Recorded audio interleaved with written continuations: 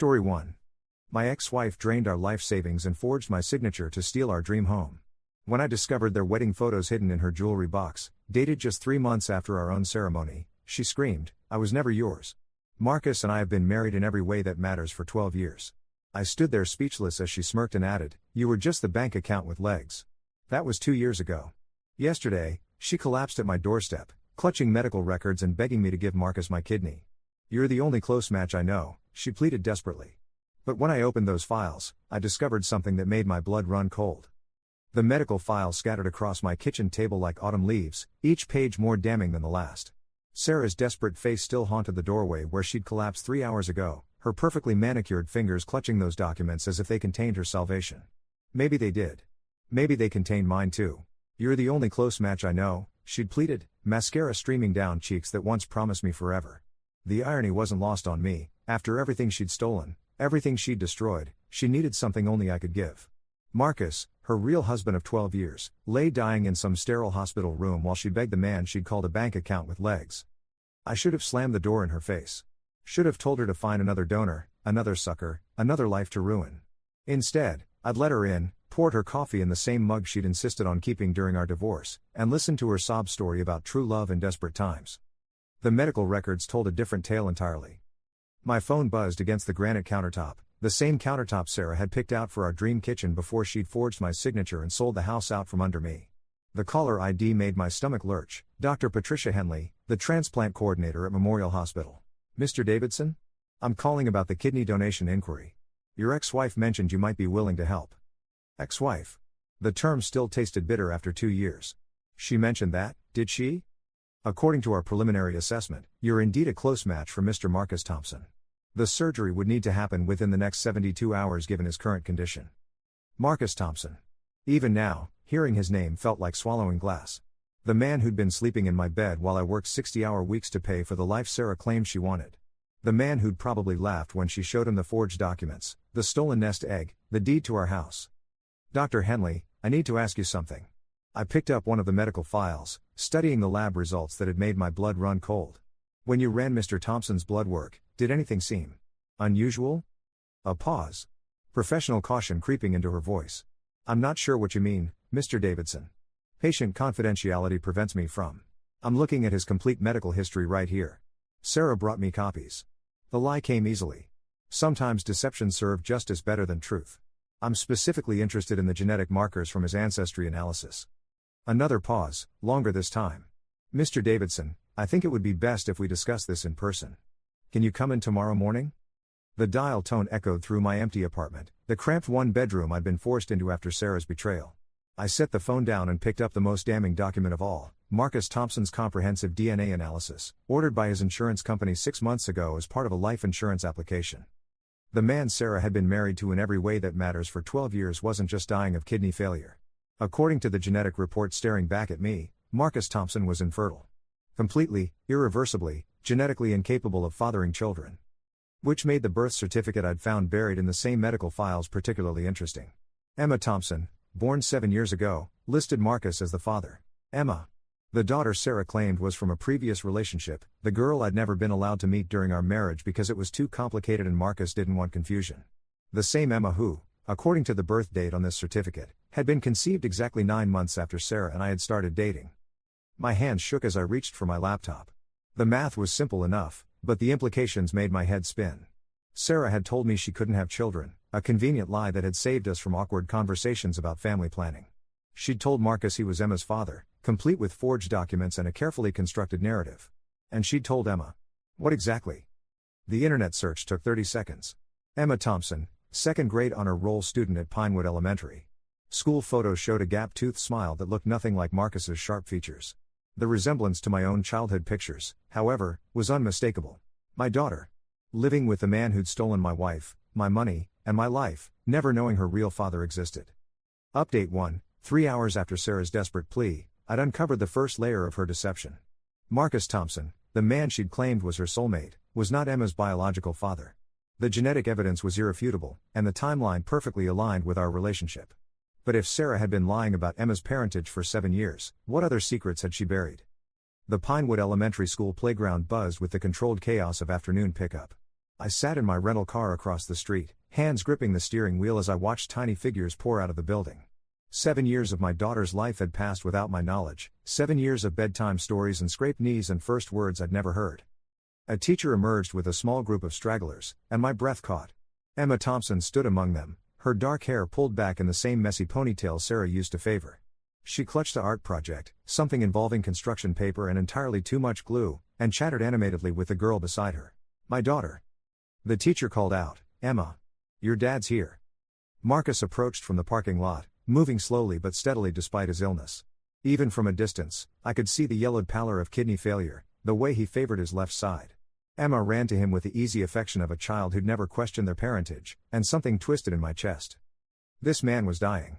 The medical file spread across my kitchen table had made that abundantly clear.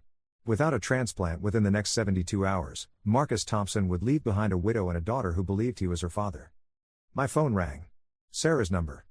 Have you made a decision? Her voice carried the same desperate edge from this morning. The doctors say time is running out. I'm still reviewing the medical files you brought me. What's to review? Marcus needs a kidney, you're a match. It's not complicated. Everything about this situation was complicated, but Sarah had never been one to acknowledge inconvenient truths. Tell me about Emma. The silence stretched long enough that I wondered if the call had dropped. When Sarah finally spoke, her voice had gone carefully neutral. What about Emma? How old is she? You know how old she is. 7. I've mentioned her before. When's her birthday? Another pause. Why are you asking about Emma?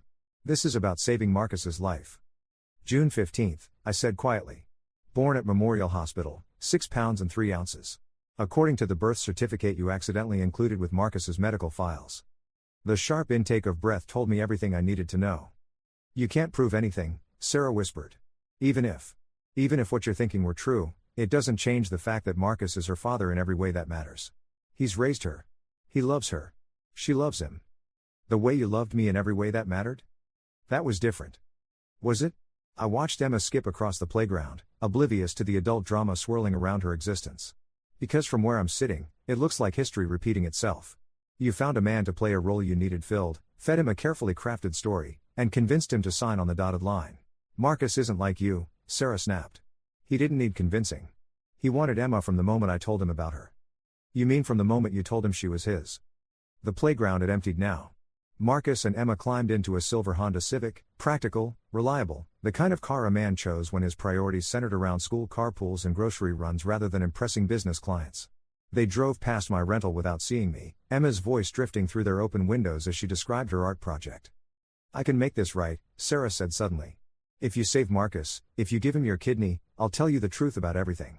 About Emma, about the house, about why I really left. I already know the truth about the house. You forged my signature and sold it to cover debts Marcus didn't know you had. That's not. It's more complicated than that. Try me. Another long pause. When Sarah spoke again, her voice had dropped to barely above a whisper. The gambling debts weren't mine. The world tilted slightly off its axis. What? Marcus has been gambling for years. Online poker, sports betting, casino trips he claimed were business conferences. I've been covering for him, trying to protect Emma from knowing her father had a problem. The house money went to pay off his creditors before they could come after the family. I thought about the man I'd just watched tenderly buckle Emma into her car seat, the way he'd listened patiently to her 7-year-old chatter about construction paper butterflies. You're lying. Check his browser history. Check his credit cards. I can give you account numbers. Why didn't you just leave him? Because Emma needed stability. Because I thought I could fix him. And because. She trailed off. Because what? Because I was already pregnant when I met him. I needed a father for my baby, and Marcus was kind and stable and wanted a family. I thought I could make it work. The confession hung in the air between us like a physical thing. Sarah had used me to get pregnant, then immediately found another man to play father when our relationship became inconvenient. The calculated coldness of it took my breath away. You planned this from the beginning. Not planned. But when I realized I was pregnant and you started talking about waiting a few more years for kids, about being financially secure first. Sarah's voice cracked. I panicked. I needed someone who wanted to be a father right then, not someday. My laugh came out harsh and bitter. So you married him while you were still married to me. The marriage to Marcus happened after our divorce was final. But you were living with him before that. The wedding photos I found were dated 3 months after our ceremony, Sarah. You were planning your escape before our honeymoon was over. Silence again. Then, Are you going to help him or not? I ended the call and stared at the empty playground. Somewhere across town, my daughter was probably doing homework at a kitchen table, maybe struggling with math problems or complaining about vegetables at dinner. Somewhere else, Marcus Thompson lay in a hospital bed, his body failing while machines kept him stable enough for surgery. And somewhere in between those two realities, Sarah was orchestrating another desperate performance, convinced she could manipulate the pieces of her broken game into one final win. She had no idea I was already 3 moves ahead. The law offices of Chen, Martinez and Associates occupied the top floor of a downtown high-rise, all polished marble and floor-to-ceiling windows that made the city look small and manageable. Rebecca Martinez had been my divorce attorney 2 years ago, sharp, ruthless, and expensive enough that Sarah had accused me of hiring her purely out of spite. Sarah hadn't been wrong. You want to do what? Rebecca leaned back in her leather chair, pencil tapping against her legal pad. File for emergency custody of my biological daughter. I slid the DNA analysis across her desk. Based on fraud, misrepresentation, and endangerment of a minor. Rebecca scanned the document, her expression shifting from skeptical to intrigued. This shows Marcus Thompson is infertile, but it doesn't prove you're the father. The birth date does. Emma was conceived during my relationship with Sarah, before she met Marcus. I'm willing to submit to immediate paternity testing. And the endangerment claim? I handed her the second folder. Financial records showing Marcus has accumulated over $200,000 in gambling debt. Loan shark activity, threatened collection actions, the works. Emma's been living in a house that could be seized at any moment. Rebecca whistled low. Where did you get these? Sarah brought them to me accidentally, mixed in with Marcus's medical files. She's asking me to donate a kidney, remember? And you're going to do it? The question I've been avoiding all morning. That depends on several factors. Rebecca opened the financial folder and began reading. Her eyebrows rose steadily as she worked through the documents. Oh my goodness, David. This guy owes money to some very dangerous people. Look at this, 3 separate collection agencies, 2 of them with known mob connections. Which means Emma's in danger every day she stays in that house. Potentially. But family court moves slowly, and you've been absent from this child's life for 7 years. Even with compelling evidence, getting emergency custody will be an uphill battle. I'd expected this response. Family law favored stability over biology, and Marcus had been the only father Emma had ever known. What if Marcus wasn't available to contest the custody petition? Rebecca set down her pencil and studied my face. David, what exactly are you planning? A kidney transplant is major surgery. Recovery time is weeks, possibly months. If Marcus dies during the procedure. You can't be serious. I'm not talking about sabotage. I'm talking about natural complications. Kidney transplants have a failure rate, especially when the recipient is already in critical condition. Rebecca leaned forward. You would risk your own life, give up your kidney, on the chance that Marcus dies during surgery and you can then claim custody of your daughter? When she put it like that, it sounded insane. But desperation had a way of making insane plans seem perfectly logical. What other choice do I have? If I don't donate, Marcus dies anyway, and Sarah disappears with Emma. I'll never see my daughter again. And if the surgery succeeds? If Marcus lives and recovers fully? I smiled. Then I'll have saved the life of my daughter's adoptive father, which should count for something in family court. Either way, I come out ahead. Rebecca was quiet for a long moment, studying the document spread across her desk. When she finally spoke, her voice carried the careful neutrality of a lawyer who'd heard crazier plans work out. I'll need a retainer of $50,000. Emergency custody hearings don't come cheap. Done. And you understand that if this backfires, you could lose everything? Your health, your savings, any chance of a relationship with Emma? I lost everything 2 years ago when Sarah cleaned out our accounts. This is just me collecting interest on the debt. Rebecca nodded slowly. I'll file the paperwork this afternoon. But David? Be very careful. Sarah didn't get this far by being stupid. If you're planning something, she's probably planning something too. The elevator ride down to the parking garage gave me 40 floors to consider Rebecca's warning. Sarah had always been 3 steps ahead, always thinking around corners I didn't even know existed. The desperate woman who'd collapsed on my doorstep this morning might have been an act, another carefully staged performance designed to manipulate my emotions. But the medical files had been real. The financial records were real. And most importantly, Emma was real. My phone buzzed with a text from an unknown number. Your daughter would like to meet you. Coffee at 4 p.m. Starbucks on 5th Street. Come alone. S. I stared at the message until the elevator doors opened. Sarah was making her next move. Update 2. Rebecca Martinez had agreed to file emergency custody papers, but warned me that Sarah was likely planning something in return. The text message proved her right. After 7 years of keeping Emma away from me, Sarah was suddenly offering a meeting. Either she was genuinely desperate, or she was setting another trap. Given her track record, I suspected the latter. Starbucks at 4 p.m. was peak chaos, business professionals grabbing late afternoon caffeine fixes, college students camping out with laptops, the endless hiss and grind of espresso machines creating a soundtrack of modern anxiety. I arrived 10 minutes early and chose a corner table with clear sight lines to both entrances. Sarah entered exactly on time, her hand resting protectively on Emma's shoulder. My daughter looked smaller in person than she had from across the playground, her dark eyes wide with curiosity as she scanned the crowded coffee shop. They approached slowly, Emma hanging back slightly while Sarah maintained that bright, brittle smile she'd perfected during our marriage. "David, I'd like you to meet Emma. Emma, this is an old friend of mine." Emma stepped forward with the careful politeness of a well-coached child. "Nice to meet you, Mr. Davidson," I supplied, my voice catching slightly. "David Davidson." She giggled. "That's a funny name. Like saying something twice." "I've always thought so too." I knelt down to her level, struck by how much she looked like my mother in the old photo albums. "Would you like some hot chocolate?" Emma glanced at Sarah, who nodded permission. "With extra marshmallows?" "Absolutely." While I ordered drinks, Sarah and Emma claimed the corner table. Through the crowd of customers, I watched my daughter swing her legs from the chair, studying the artwork on the walls with the intense focus children brought to new environments. When I returned with hot chocolate and coffee, Emma was showing Sarah something she'd drawn in a small notebook. "It's our house," Emma explained to me, holding up the drawing. "See? That's my room with the window that looks out at the big tree. And that's Dad's office where he works on his computer." The house I'd designed and paid for, now home to the daughter I'd never known existed. "It's a beautiful drawing," I said honestly. "You're very talented." Emma beamed. "I want to be an artist when I grow up. Or maybe a veterinarian. I haven't decided yet." "You have time to figure it out."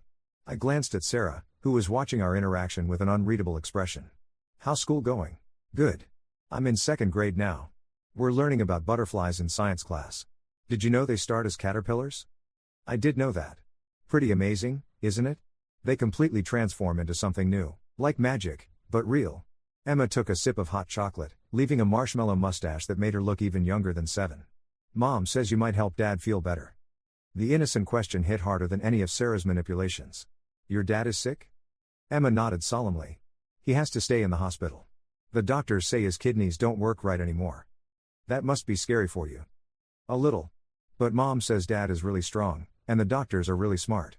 She looked at me with the earnest hope of a child who still believed adults could fix anything. "Are you going to help him?" Sarah leaned forward. "Mr. Davidson is thinking about it, sweetheart. It's a big decision." "But you'll do it, right?" Emma's eyes were my mother's eyes, trusting and innocent. "If someone I loved was sick, I'd do anything to help them." The simple statement contained more wisdom than most adults managed in a lifetime. I thought about the custody papers Rebecca was filing, about the DNA tests and financial records and carefully calculated plans for revenge. Sitting across from Emma, those schemes felt suddenly petty and small. "I'd like to help," I said carefully. "But there are some things I need to understand first." Emma nodded as if this made perfect sense. "Mom always says we should ask questions when we don't understand something." "That's good advice." I looked at Sarah. "Maybe your mom and I could talk privately for a few minutes? There's a kid's corner over there with books and puzzles." Sarah hesitated, then gestured toward the small play area near the windows. "Would you like to look at some books, Em? We'll be right here." Emma gathered her notebook and hot chocolate, then surprised me by reaching over to squeeze my hand. "Thank you for thinking about helping Dad. He's really nice. You'd like him."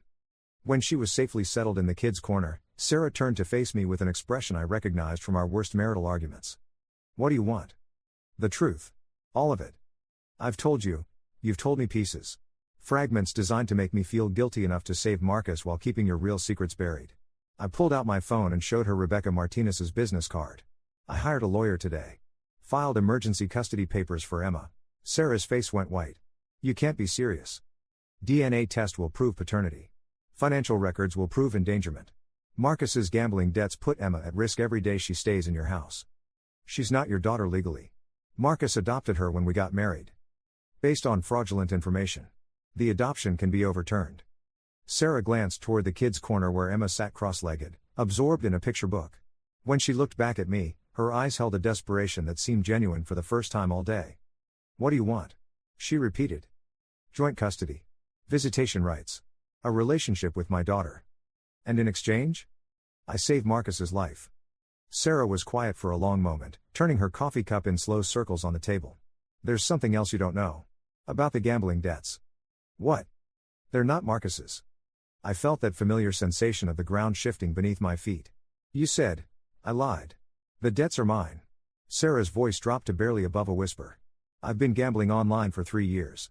Started small, just a few dollars here and there. But it got out of hand, and when I couldn't cover the losses, you forged my signature and sold our house. I was desperate. The people I owe money to, they don't just threaten financial consequences. They threaten families. The confession hit like a physical blow. I thought about Emma in the kids' corner, innocently reading while her mother revealed the depth of her betrayal. Marcus doesn't know? Sarah shook her head. He thinks the medical bills from his kidney failure drained our savings. He has no idea about the gambling or the debts or the dangerous people who've been calling our house. How much do you owe? $230,000. Plus interest. The figure took my breath away. Sarah, that's insane. How did you let it get that bad? It wasn't supposed to get that bad. I kept thinking I could win it back, that one big score would fix everything. Her laugh came out hollow and bitter. Classic gambler's fallacy, right? The very thing I used to judge other people for. I studied her face, looking for signs of deception. Sarah had lied to me so many times, manipulated so many situations, that trust felt like a foreign concept. But the fear in her eyes seemed genuine. If you don't pay? They've made it very clear that Emma would be collateral. The words hit me like ice water. Suddenly, the custody battle and organ donation and complex revenge schemes seemed secondary to a much more immediate threat. These are the same people who've been calling your house? They know where Emma goes to school. They know her schedule, her teacher's name, the route we take home every day. Sarah's hand shook as she reached for her coffee. I've been stalling them for weeks, but time's running out. Through the coffee shop's large windows, I could see the street where my daughter would walk to school tomorrow, unaware that dangerous strangers might be watching. The protective instinct that hit me was fierce and immediate. Why didn't you tell me this from the beginning? Because I was afraid you'd use it against me in the custody battle. I thought if I could just get Marcus healthy again, we could figure out a way to pay off the debt together. With what money? Sarah met my eyes. Life insurance. Marcus has a substantial policy that would pay out if he died during surgery. The final piece of the puzzle clicked into place. Sarah wasn't asking me to save Marcus, she was asking me to kill him. Chapter 5, The Revelation. The coffee shop suddenly felt too warm, too crowded, too normal for the conversation we were having. I watched Emma turn pages in her picture book, completely unaware that her mother had just confessed to planning insurance fraud and potential murder. You want Marcus to die on the operating table. Sarah flinched as if I'd struck her. I want Emma to be safe. If Marcus dies during surgery, it looks like natural complications. The insurance pays out, I cover the gambling debts, and Emma never has to know about any of this. And if I refuse to participate in your plan? Then Marcus dies anyway from kidney failure, the insurance doesn't pay because it's not surgical complications, and the people I owe money to will come after Emma to send a message. Sarah's voice carried the flat certainty of someone who'd already calculated every angle. Either way, Marcus dies. The only question is whether Emma survives this. I felt sick. The woman I'd once loved, the mother of my child, was calmly discussing murder as if it were a necessary business transaction. There has to be another way. Like what? I don't have $200,000. You don't have $200,000. And these aren't the kind of people who accept payment plans. We could go to the police. Sarah laughed bitterly. And tell them what? That I've been gambling online and can't pay my debts? Illegal gambling is a crime, David. I'd go to prison, Emma would go into foster care, and the debt would still exist. What about witness protection? For a gambling debt? They don't relocate people because they made bad financial decisions. I glanced toward Emma again. She'd finished her book and was now drawing in her notebook, tongue poking out in concentration. 7 years old, and already living in the shadow of adult choices that could destroy her life. There's a third option, I said slowly. Sarah looked up sharply. What? I take Emma and disappear. New identities, new city, somewhere your creditors can't find us. That's kidnapping. It's protective custody. I'm her biological father, and you just admitted she's in danger. The law won't see it that way. The law won't matter if we're gone. I pulled out my phone and scrolled through my contacts until I found the number I needed. I know someone who specializes in helping people disappear. Domestic violence cases, mostly, but this would qualify. Sarah stared at me with a mixture of hope and disbelief. You'd give up everything? Your job, your life here, your identity? What life? The one where I live in a crappy apartment and pretend my ex-wife didn't steal everything that mattered to me? I thought about the custody papers Rebecca was filing, the kidney donation that might save Marcus or might kill him, the endless complications of trying to untangle 7 years of lies. Maybe it's time for a fresh start. And Marcus? The question hung between us like a challenge. Marcus Thompson, the man who'd unknowingly raised my daughter while his wife planned his death. He deserved better than either of the fates Sarah had outlined for him. Marcus gets my kidney. I save his life, disappear with Emma, and you figure out how to pay your own debts. That leaves me alone with $200,000 in gambling debts and creditors who don't care that their collateral is gone. You made this mess, Sarah. You figure out how to clean it up. For a moment, I thought she might argue. But then Emma looked up from her drawing and waved at us, her smile bright and trusting, and Sarah's expression crumbled. I can't lose her, she whispered. She's the only good thing I've ever done. Then let me protect her. The way you should have been protecting her all along. Sarah wiped her eyes with a coffee shop napkin, smearing mascara across her cheek. If you do this, if you take Emma and disappear, I'll never see her again. You'll know she's safe. Isn't that enough? It has to be. I stood up and walked over to the kids' corner. Emma looked up from her notebook as I approached, her face lighting up with the easy affection children showed to adults who paid attention to them. What are you drawing now? It's you. She held up the notebook, revealing a stick figure with exaggerated smile and curly hair that looked nothing like me but somehow captured something essential. Mom said you're thinking about helping Dad, so I wanted to draw you a picture. It's perfect. I knelt down beside her chair. Emma, how would you feel about going on an adventure? What kind of adventure? The kind where we travel to new places and see things you've never seen before. Maybe live somewhere different for a while. Emma's eyes widened with the excitement of a child who'd never learned to fear change. Like camping? I've always wanted to go camping. Something like that. Would you like that? Would Mom come too? I glanced back at Sarah, who was watching us with an expression of heartbreak and relief. No, sweetheart. It would just be you and me. Emma considered this with the serious concentration children brought to important decisions. Would I have to leave my friends at school? You'd make new friends. And my room with a window? We'd find you a new room. Maybe one with an even better window. She nodded slowly. Okay. But can I bring my art supplies? All of them. Emma smiled and went back to her drawing, adding what looked like a suitcase to the stick figure's hand. 7 years old, and already adapting to the idea of leaving everything behind. Children were more resilient than adults gave them credit for. When I returned to the table, Sarah had composed herself enough to look almost normal. How long do I have? She asked. We leave tonight. After I check myself into the hospital for the kidney donation. That's not enough time. I need to. You need to say goodbye to your daughter and let me save her life. I stood up and pulled out my wallet, leaving a 20 on the table. Emma, are you ready to go? She gathered her notebook and the picture book, then surprised me by hugging Sarah tightly. I love you, Mom. See you later? Sarah's voice broke as she answered. See you later, baby girl. Be good for Mr. Davidson. Emma took my hand as we walked toward the exit. Her palm was small and warm in mine, and for the first time in 2 years, I felt like I was exactly where I needed to be. Are we going on our adventure now? She asked as we stepped onto the sidewalk. First, we need to help your dad. Then we'll go on the adventure. Emma squeezed my hand. I think you're going to like him. Dad tells really good stories. I thought about Marcus Thompson lying in a hospital bed, unaware that his wife had been planning his death or that the man about to save his life was taking his daughter away forever. I'm sure I will. Memorial Hospital at midnight felt like a different world, hushed corridors illuminated by fluorescent lighting, the distant beep of monitors, nurses moving like ghosts between rooms. I'd checked myself in 3 hours ago for pre-surgical preparation, submitted to blood draws and ECGs and a parade of specialists explaining the risks of kidney donation. None of them mentioned the risk of never seeing the sun rise as a free man.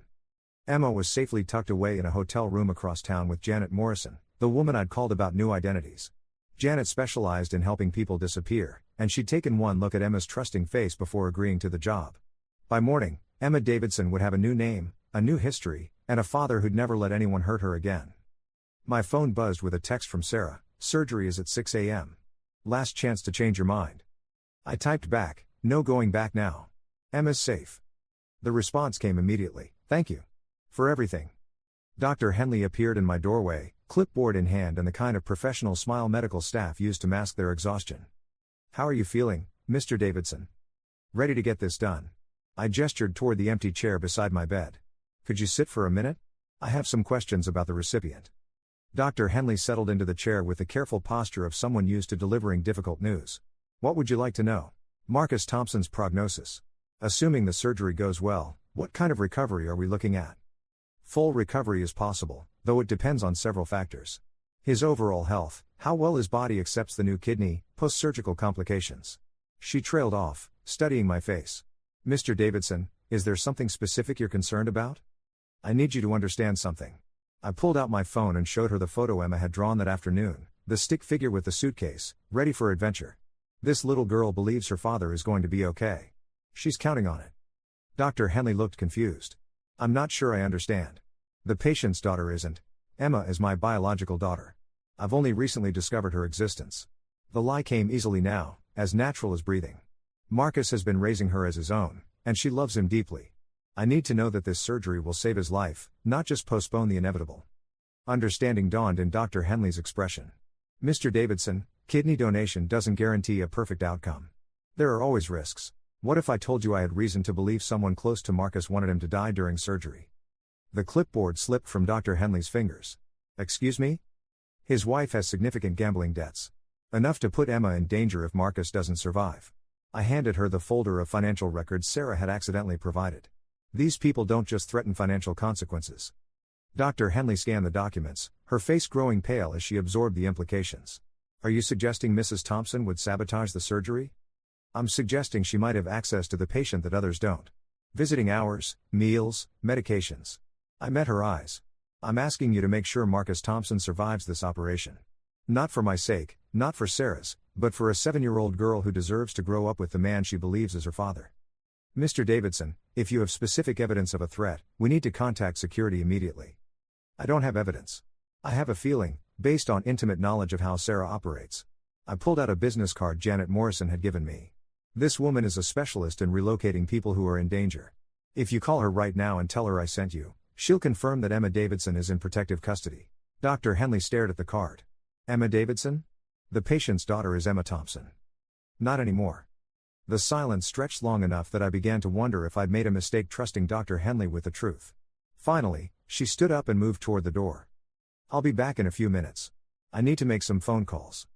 When she returned 30 minutes later, her expression had shifted from confusion to grim determination. I spoke with your contact. Emma is safe. Dr. Henley sat down heavily in the chair beside my bed. I also spoke with hospital security and the surgical team.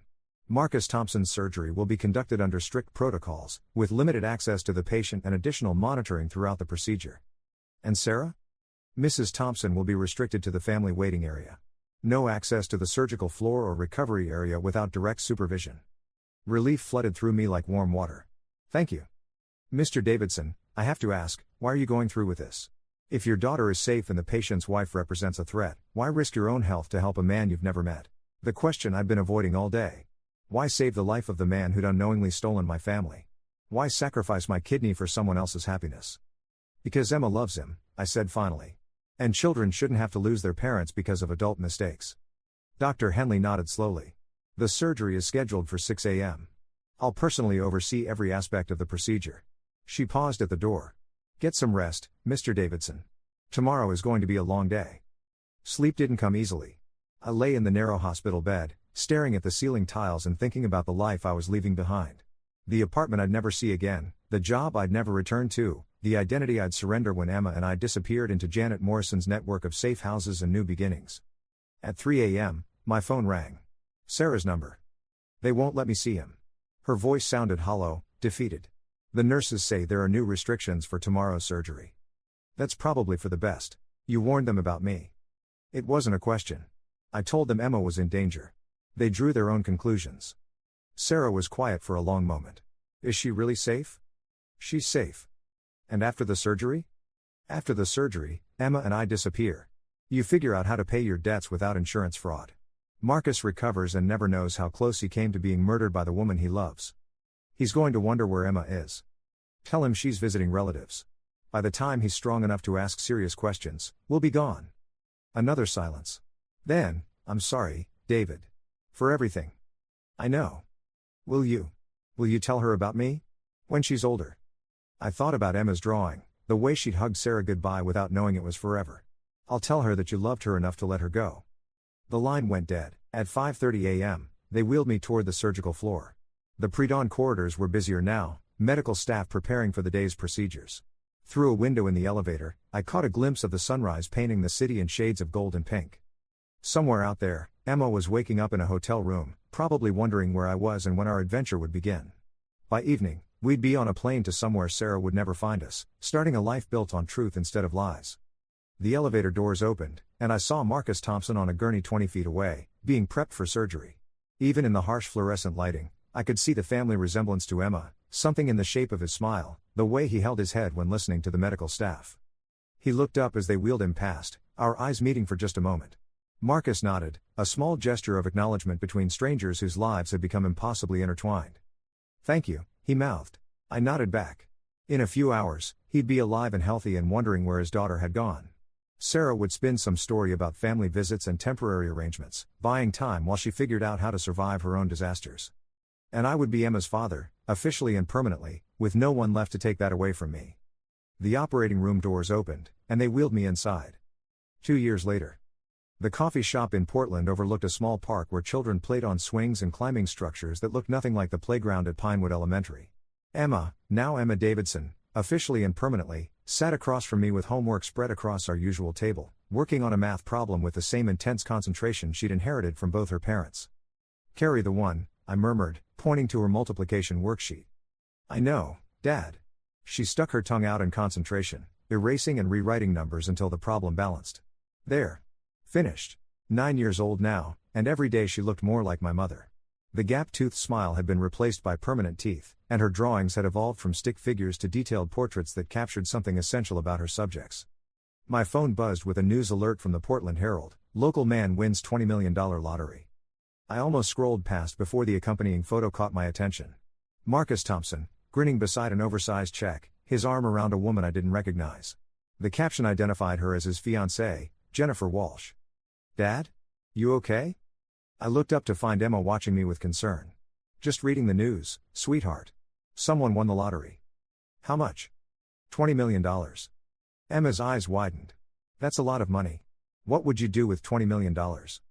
I thought about the apartment we shared, the quiet life we'd built in a city where no one knew our real story. Emma attended a good school under her new identity, made friends easily, and had never asked why we'd left her mother behind. Children adapted to new realities with a resilience that still amazed me. "I think I'd do exactly what I'm doing now," I said honestly. "Sit in coffee shops with my daughter and help her with homework." Emma smiled.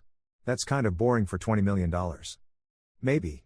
But boring can be good sometimes." She went back to her math worksheet, and I read the rest of the article. Marcus had apparently started a foundation to help families dealing with gambling addiction, using his lottery winnings to fund treatment programs and support groups. The irony wasn't lost on me. The man Sarah had planned to murder for insurance money was now using his own windfall to address the problem that had nearly destroyed all our lives. There was no mention of Emma or Sarah in the article. As far as the world knew, Marcus Thompson was a lucky widower who'd overcome kidney failure and found love again with a nice woman named Jennifer. The truth, as usual, was more complicated. My phone rang. Janet Morrison's number. "David? You might want to sit down for this." "I'm already sitting." "What's wrong?" "Nothing's wrong. But I just got a call from a contact of mine in Las Vegas. Sarah was found dead in her apartment 3 days ago. Apparent suicide." The coffee shop suddenly felt too quiet. Emma looked up from her homework, sensing the change in my mood. "Dad?" I held up one finger, asking for a moment. "Details?" "Overdose. Pills and alcohol. No note, but the apartment was clean, bills paid, everything organized like she'd been planning it." Janet's voice carried the careful neutrality she used when delivering bad news. "The interesting part is what the investigators found in her safe deposit box." "Which was?" "A confession. Handwritten, dated 6 months ago. Details about the gambling debts, the forged signatures, the plan to kill Marcus for insurance money. She also left instructions for her remains and a letter addressed to Emma." My daughter had gone back to her math problems, trusting that whatever adult business was happening on the phone would be resolved without affecting her life. "What does the letter say?" "I haven't read it. According to my contact, it's being held by Sarah's attorney, with instructions to deliver it to Emma on her 18th birthday. Janet paused. "David, there's something else. Sarah paid off her gambling debts 6 months ago. Every penny." "How?" "That's where it gets interesting. Apparently, she'd been working as a consultant for casinos, helping them identify problem gamblers and implement intervention programs. Turned her expertise in addiction into a legitimate career. I thought about the woman who'd collapsed on my doorstep 2 years ago, desperate and manipulative and convinced that Marcus's death was her only option.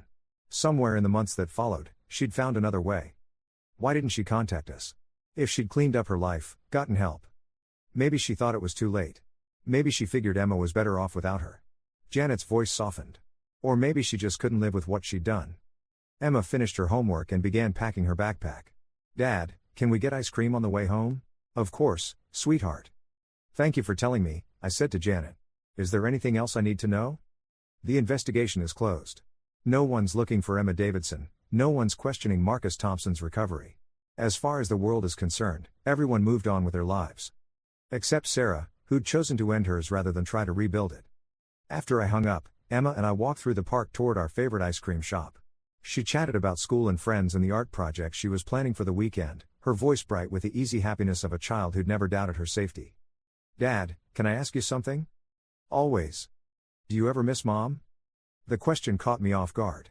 Emma rarely mentioned Sarah, had seemed to accept our new life without looking backward. Sometimes, I said honestly. Do you? Sometimes. But I like our life here. I like that it's just us. Me too. We reached the ice cream shop, and Emma pressed her face against the glass case, studying the options with the serious consideration of a 9-year-old making an important decision.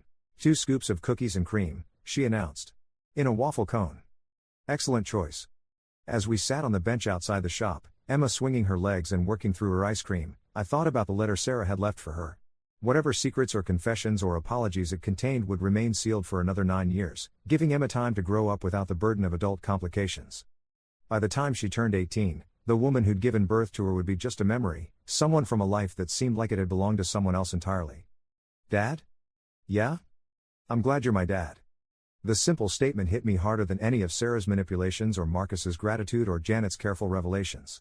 This was what victory looked like, not revenge or justice or elaborate schemes, but a 9-year-old girl who felt safe and loved and certain that her father would always protect her. I'm glad too, sweetheart. Emma finished her ice cream and wiped her hands on the napkin I provided. Ready to go home? Home.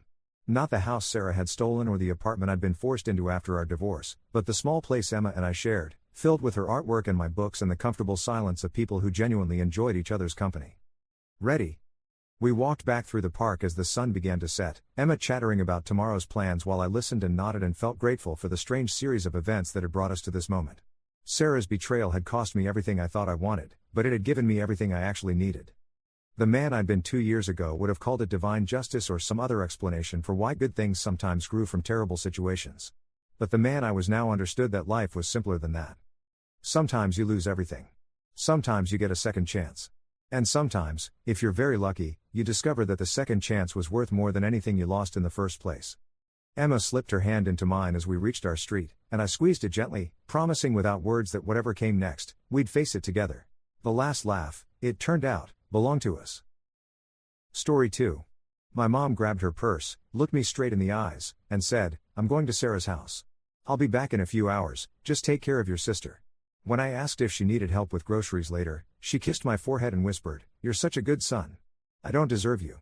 I just nodded. That was 14 hours ago. This morning, she sent me a picture of the Eiffel Tower with the caption starting my new life, You too will be fine, while my 9-year-old sister cried in my arms, asking why mommy's clothes were gone from her closet. But when I called the number she'd been texting all week, a man's voice answered, saying, She's been planning this for months, and then he told me something about our family that made me realize Mom's disappearance was just the beginning of a truth that would shatter everything we thought we knew. Your mother never told you? The voice crackled through my phone with an accent I couldn't place. About the inheritance? My hands trembled as I held the device closer to my ear. Emma had finally fallen asleep on the couch after hours of tears, her small frame curled around the stuffed elephant Mom bought last Christmas. What inheritance? Who is this? My name is Philippe Dubois. I was, your mother's attorney in Paris. She retained my services 3 months ago to handle the estate transfer. Estate transfer. The words hung in the air like smoke. I think you have the wrong number. Marcus James Mitchell, born October 15, 1995, correct? Son of Catherine Mitchell, née Catherine Rousseau? My blood went cold. Mom's maiden name had always been Johnson. At least, that's what I'd believed for 23 years. Listen carefully, Philippe continued. Your grandmother, Marguerite Rousseau, passed away 6 weeks ago. She left everything to your mother, the chateau, the vineyards, approximately 47 million euros. Your mother came to finalize the paperwork yesterday. The room spun. 47 million euros. My mother, who clipped coupons religiously and bought day-old bread from the discount rack, had inherited a fortune. And she'd never mentioned a grandmother named Marguerite. But why did she leave us? Perhaps, Philippe's voice softened, you should ask your father. The line went dead. My father. The man Mom claimed died in a car accident when I was 3. The man whose grave we visited every year on Memorial Day, where Mom would lay flowers and tell stories about how much he loved us. The man whose picture sat on our mantel, showing a kind face with my same dark eyes and Emma's dimpled chin. I stared at that photograph now, my mind racing. Something about Philippe's tone suggested Dad's death might be another fabrication in what was rapidly becoming a house of cards. Emma stirred on the couch. Marcus? Is Mommy coming home? I couldn't tell her the truth, that our mother had apparently inherited millions and decided we weren't worth bringing along. Instead, I knelt beside the couch and smoothed her hair. She's taking care of some important business. How about we get you some breakfast? While Emma picked at her cereal, I retreated to Mom's bedroom. Her closet gaped empty except for a few old sweaters and a pair of worn sneakers. The dresser drawers had been cleared out with surgical precision, leaving only dust outlines where her jewelry box once sat. But Mom had overlooked something. Behind her vanity mirror, I found a loose floorboard I'd discovered as a kid while playing hide and seek. Back then, it contained nothing but dust bunnies. Now, my fingers closed around a manila envelope. Inside were documents that made my world implode. Birth certificates. Not just mine and Emma's, but copies showing different fathers listed for both of us. Mine showed father, unknown. Emma's listed father, David Chen. Not James Mitchell, the man whose grave we'd visited annually. Marriage licenses. Mom had married a Michael O'Brien in 2003, when I was 8, divorced him in 2004. Married someone named Rick Holbrook in 2006, divorced him in 2008. 3 other marriage certificates to men I'd never heard of. And at the bottom of the pile, a handwritten letter dated 2 weeks ago. Marcus, if you're reading this, I've already left. I know this seems cruel, but you'll understand when you're older. The life insurance money that's been supporting us? It was never from your father's death. I've been working. Different jobs, different names, different cities. I learned things about myself I never knew, and I met people who showed me there's more to life than grocery store runs and parent-teacher conferences. I'm not a good mother. I never was. You raised Emma more than I did. You're the one who helped with homework, made school lunches, attended the plays and soccer games. You'll do better without me dragging you down. Use the money in the safe deposit box to take care of Emma. The key is taped under the kitchen sink. Box 347 at First National. Don't try to find me. Catherine. My hands shook as I folded the letter. No love, no mom, just her signature like she was ending a business arrangement. Emma appeared in the doorway, clutching her elephant. Marcus, why are you crying? I wiped my eyes quickly. Just allergies. Listen, how would you feel about living with your dad for a while? Her face brightened. Daddy's alive? My heart shattered. I think so, sweetheart. Let me make some phone calls. David Chen turned out to be a pediatric surgeon in Seattle who answered his phone on the second ring. When I explained who I was, the silence stretched so long I thought the call had dropped. Emma? He finally whispered. My Emma? Catherine told me she miscarried. She's 9 years old. She's beautiful and smart and she needs her father. I'll be on the next plane. While we waited for David's flight, I drove to First National with Emma in tow. The safe deposit box contained enough cash to make me dizzy, stacks of hundreds totaling nearly $60,000. There was also a passport for Catherine Rousseau, validating Philippe's story about Mom's true identity. But the real shock came from the last item in the box, a medical report dated 8 months ago. Genetic testing results. Emma wasn't the only one with a different father than we'd believed. According to the DNA analysis, my biological father was someone named Connor Fitzpatrick. The report included an address in Boston. Marcus? Emma tugged on my sleeve. Are you okay? You look sick. I'm fine, sweetheart. Just processing a lot of information. That evening, David Chen proved to be everything Emma had deserved in a father, gentle, attentive, and genuinely thrilled to discover his daughter existed. Within hours, he and Emma were building blanket forts and discussing her favorite books. Watching them together, I felt simultaneously happy for Emma and devastated by the realization that I had no similar reunion waiting for me. David noticed my mood. Marcus, Catherine never mentioned you, but anyone who raised Emma this well deserves my eternal gratitude. I'd like you to consider coming to Seattle with us.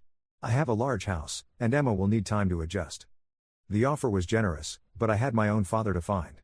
Update 1, 3 days later, Connor Fitzpatrick lived in a brownstone in Boston's Back Bay that screamed old money. The brass nameplate by the door read Fitzpatrick and Associates, private investigators. My heart hammered as I pressed the doorbell. The man who answered looked like an older version of myself, complete with the same unruly dark hair and the scar through my left eyebrow I'd gotten falling from a tree at age 7. His scar was in the exact same place. "Can I help you?" His Boston accent was thick enough to cut. "My name is Marcus Mitchell. I think you might be my father." Connor's face went white. He stepped back, studying my features with the intensity of someone solving a puzzle. "Catherine's boy? You knew about me?" "Knew about you? Son, I've been searching for you for 20 years. He invited me inside, where the walls were covered with missing persons posters, newspaper clippings, and photographs. My heart stopped when I recognized several pictures of myself at various ages, school photos, little league team pictures, even a candid shot of me at high school graduation. "How did you get these?" Connor poured himself a scotch with hands that shook slightly. "Private investigator, remember? Finding people is what I do. Catherine disappeared when you were 3, took you with her. I've been tracking every lead, every false identity she created. She told me you died in a car accident." His laugh was bitter. "Catherine told a lot of lies. Truth is, we were never married. We had a brief relationship, she got pregnant, and initially seemed happy about it. Then one day she was gone. Left me a note saying she needed to find herself and that you'd be better off without me." "But why didn't you come after you?" Connor's eyes flashed. "I tried everything. Private investigators, law enforcement, custody lawyers. But Catherine was smart. She changed identities like most people change clothes. Every time I got close, she'd vanish again." He walked to a filing cabinet and pulled out a thick folder labeled Marcus Mitchell, case file. Inside were hundreds of documents, credit reports under various aliases, rental agreements, school enrollments, even medical records. "Look at this." He handed me a timeline spanning 2 decades. Phoenix, 2003. Tampa, 2005. Portland, 2008. Denver, 2011. Your mother moved you 16 times. I was always 6 months behind. The evidence was overwhelming. Connor had been searching for me with the dedication of someone who genuinely cared, not a deadbeat dad who'd abandoned his responsibilities. "There's something else." Connor's expression grew serious. "The reason I never gave up looking for you wasn't just about being your father. It was about protecting you." "Protecting me from what?" "From Catherine. Marcus, your mother isn't just a serial bride with commitment issues. She's a con artist. Professional level. She targets lonely men with money, marries them, cleans out their accounts, then disappears." He showed me another folder, thick police reports, court documents, restraining orders.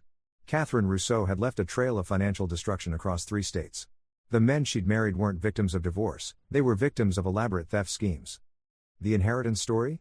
The 47 million euros? It's probably her biggest con yet. My guess is she found some wealthy Mark in Paris and convinced him she was a long-lost relative. My head spun. But I spoke to the lawyer, Philippe Dubois. He seemed legitimate. Phone numbers can be spoofed. Accents can be faked. Did you verify his credentials independently? I hadn't, of course. I'd been too shocked by Mom's abandonment to think clearly. Connor continued, "The pattern always starts the same way. Catherine establishes a false identity, creates emotional connections, then manufactures a crisis or opportunity that requires immediate financial access. Once she has what she needs, she vanishes. But why leave Emma and me behind this time? Because you're adults now. You can't be used as leverage anymore, and dragging kids around makes the con more complicated. Plus, if something goes wrong, abandoning you gives her plausible deniability.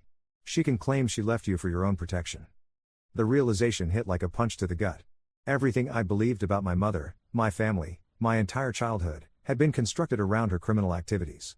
Every move, every school change, every time she'd seemed nervous about staying in one place too long, it was all about staying ahead of the law. "There's more," Connor said gently. "I've been in contact with David Chen. He asked me to run a background check on him before he took custody of Emma. And?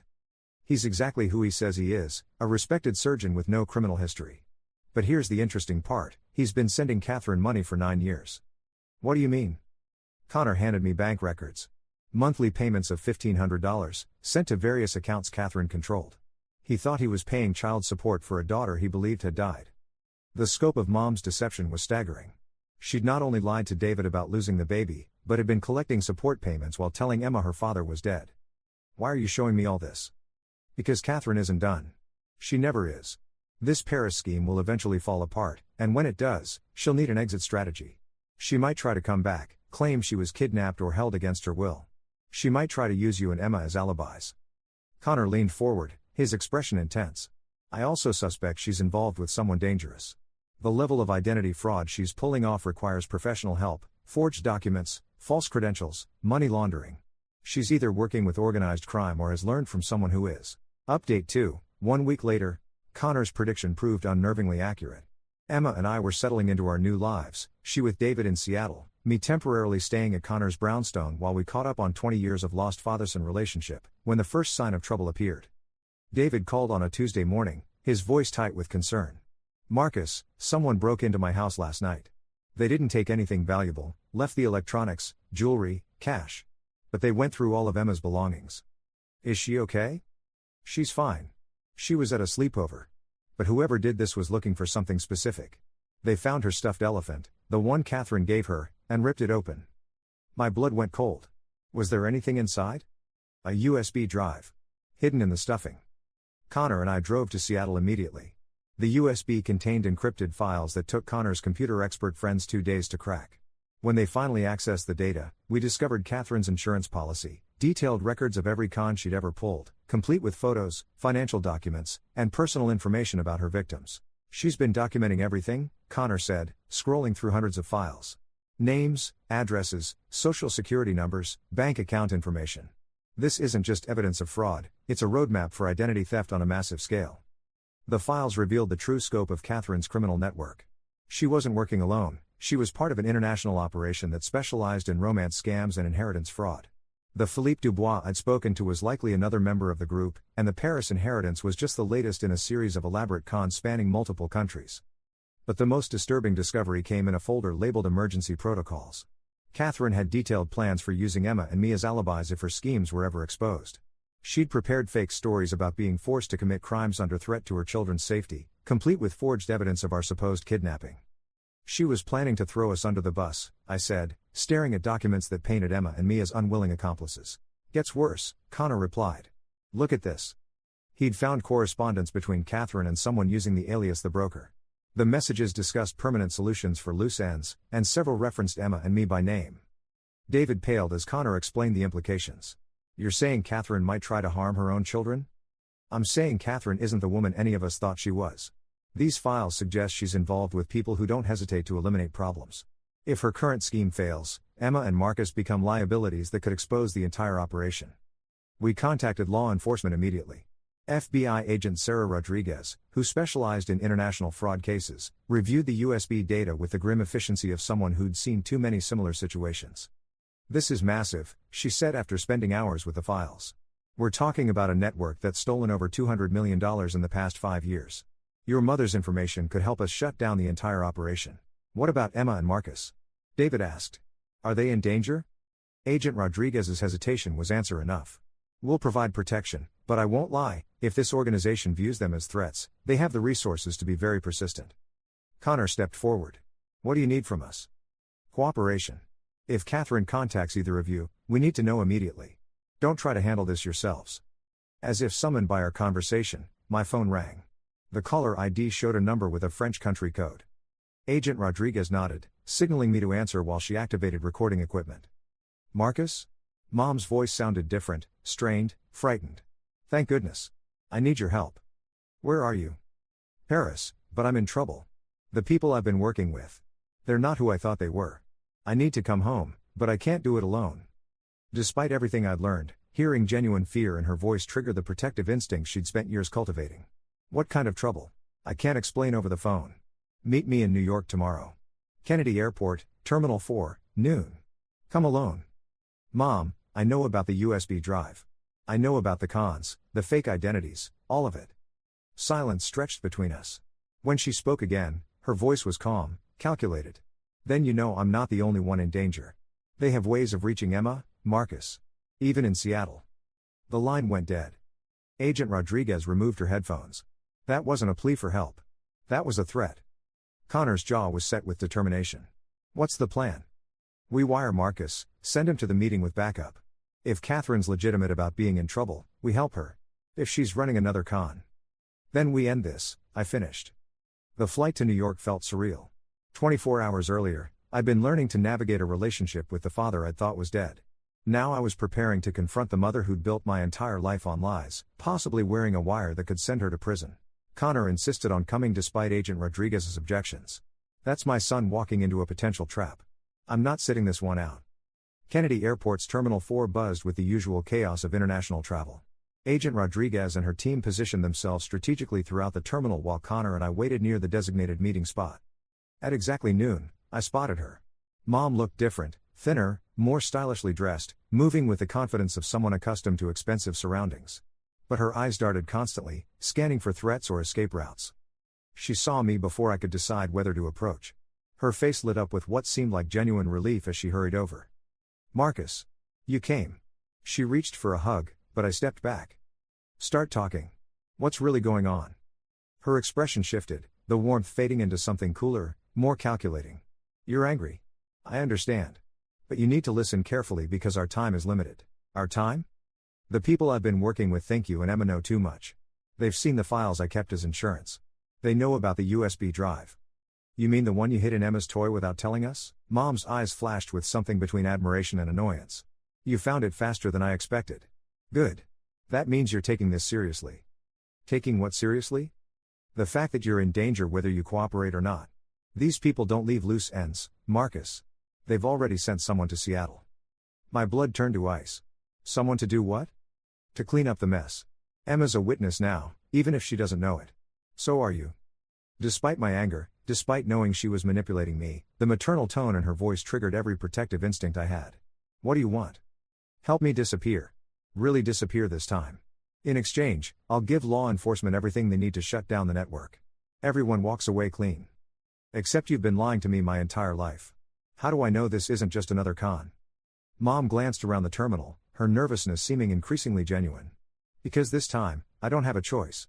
I took something from them, something that proves they're involved in more than just financial fraud." "What kind of proof?" She reached into her purse and pulled out a small device I didn't recognize. "Photos, documents, recordings. Evidence of 3 murders they committed when other cons went wrong." The weight of her words settled over me. This wasn't just about money anymore. If Mom was telling the truth, she had evidence that could bring down killers.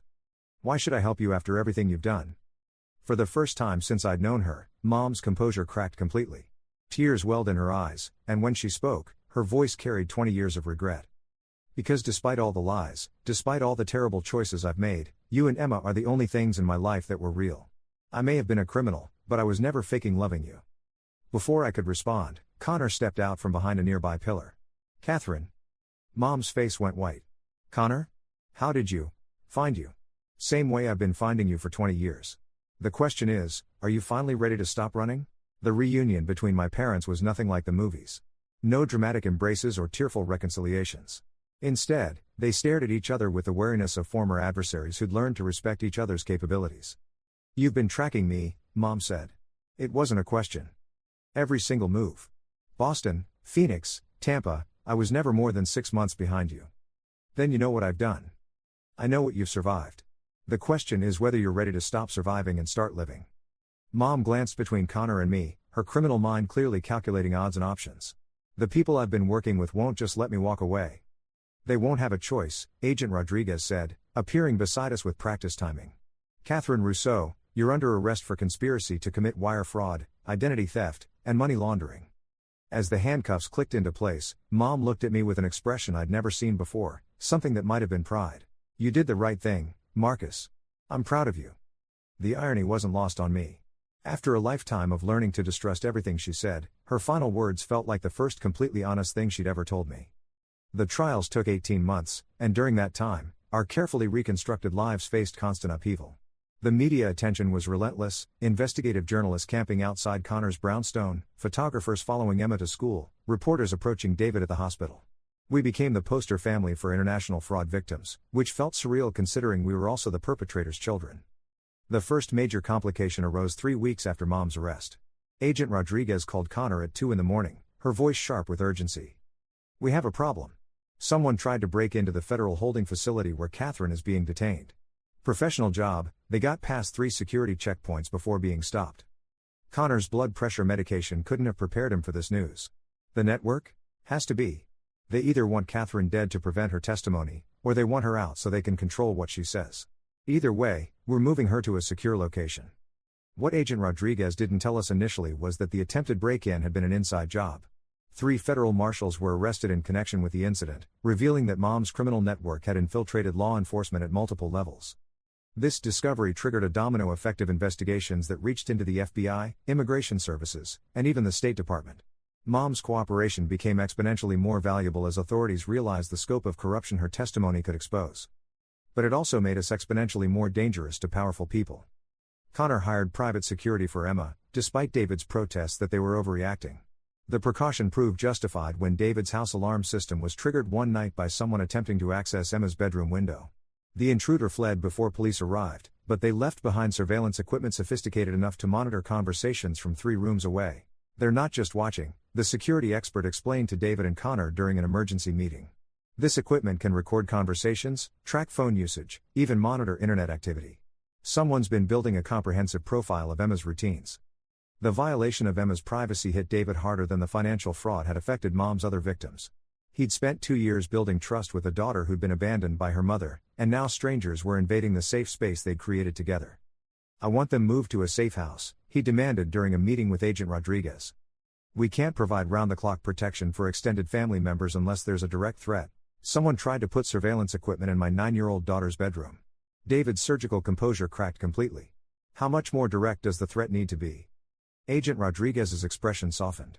"Dr. Chen, I understand your concerns, but the federal budget for witness protection." "Forget federal protection," Connor interrupted. "I'll handle it myself." Connor's solution was characteristically thorough. Within 48 hours, he'd relocated David and Emma to a secure compound in Montana owned by a former CIA operative who specialized in protecting corporate whistleblowers. The facility looked like a luxury ranch from the outside but featured security measures that would have impressed a foreign embassy. Emma adapted to the situation with the flexibility children possess when adults handle logistics competently. She treated the armed guards like interesting uncles and turned the security briefings into a game where she practiced remembering details about suspicious behavior. But the isolation affected David profoundly. Video calls replaced his normal social interactions, his surgical practice was put on indefinite hold, and he struggled with the guilt of putting Emma in a situation that required armed protection. During one particularly difficult conversation, David confessed his doubts to Connor. "Maybe I should have left well enough alone.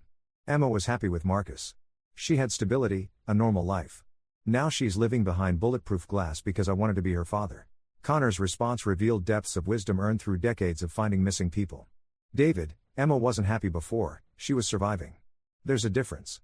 Catherine taught that girl to accept abandonment as normal, to expect the people she loved to disappear without explanation. You've shown her that fathers stick around even when it's difficult." The insight proved prophetic during Emma's psychological evaluation, required as part of the federal case. Dr. Patricia Wynn, a specialist in childhood trauma, spent hours with Emma exploring her understanding of family relationships. Her report was both heartbreaking and encouraging. Emma demonstrates remarkable resilience, but she also shows classic signs of attachment disorder resulting from early abandonment. She's learned to form shallow connections as a defense mechanism. However, her relationship with David shows significant progress toward healthy attachment patterns. Dr. Wynn recommended continued stability and warned against any further disruptions to Emma's living situation. The irony wasn't lost on anyone that providing stability required hiding in a secure facility with armed guards. Meanwhile, Mom's cooperation with federal investigators uncovered connections that reached international organized crime syndicates. Her network hadn't just been running romance scams, they'd been laundering money for weapons dealers, human traffickers, and drug cartels. Agent Rodriguez briefed Connor and me on the expanding investigation during one of our monthly security updates. "Catherine's testimony has opened doors we didn't even know existed. We've identified criminal operations in 17 countries, frozen assets worth over $2 billion, and potentially saved hundreds of lives by exposing human trafficking routes." The scope of Mom's knowledge was staggering. She'd kept detailed records not just of financial transactions, but of meeting locations, safe houses, communication protocols, and the personal habits of criminal leaders across 3 continents. "Why did she document everything?" I asked. "Insurance," Agent Rodriguez explained. "In Catherine's world, information was the only currency that guaranteed survival. If something happened to her, those records would have been released automatically to law enforcement and media outlets worldwide." The revelation added another layer to my understanding of Mom's psychology. She hadn't just been a criminal, she'd been a criminal trying to survive in a world where trust was non-existent and betrayal was constant. But Mom's cooperation came with unexpected personal costs. As her testimony dismantled the network she'd once depended on, she began receiving death threats from fellow inmates whose own criminal enterprises were being exposed through her information. Connor and I attended a victim impact hearing where Mom was scheduled to testify via video link. Seeing her on the screen was jarring. She looked older, thinner, but somehow more centered than I'd ever seen her. Her testimony was methodical and devastating.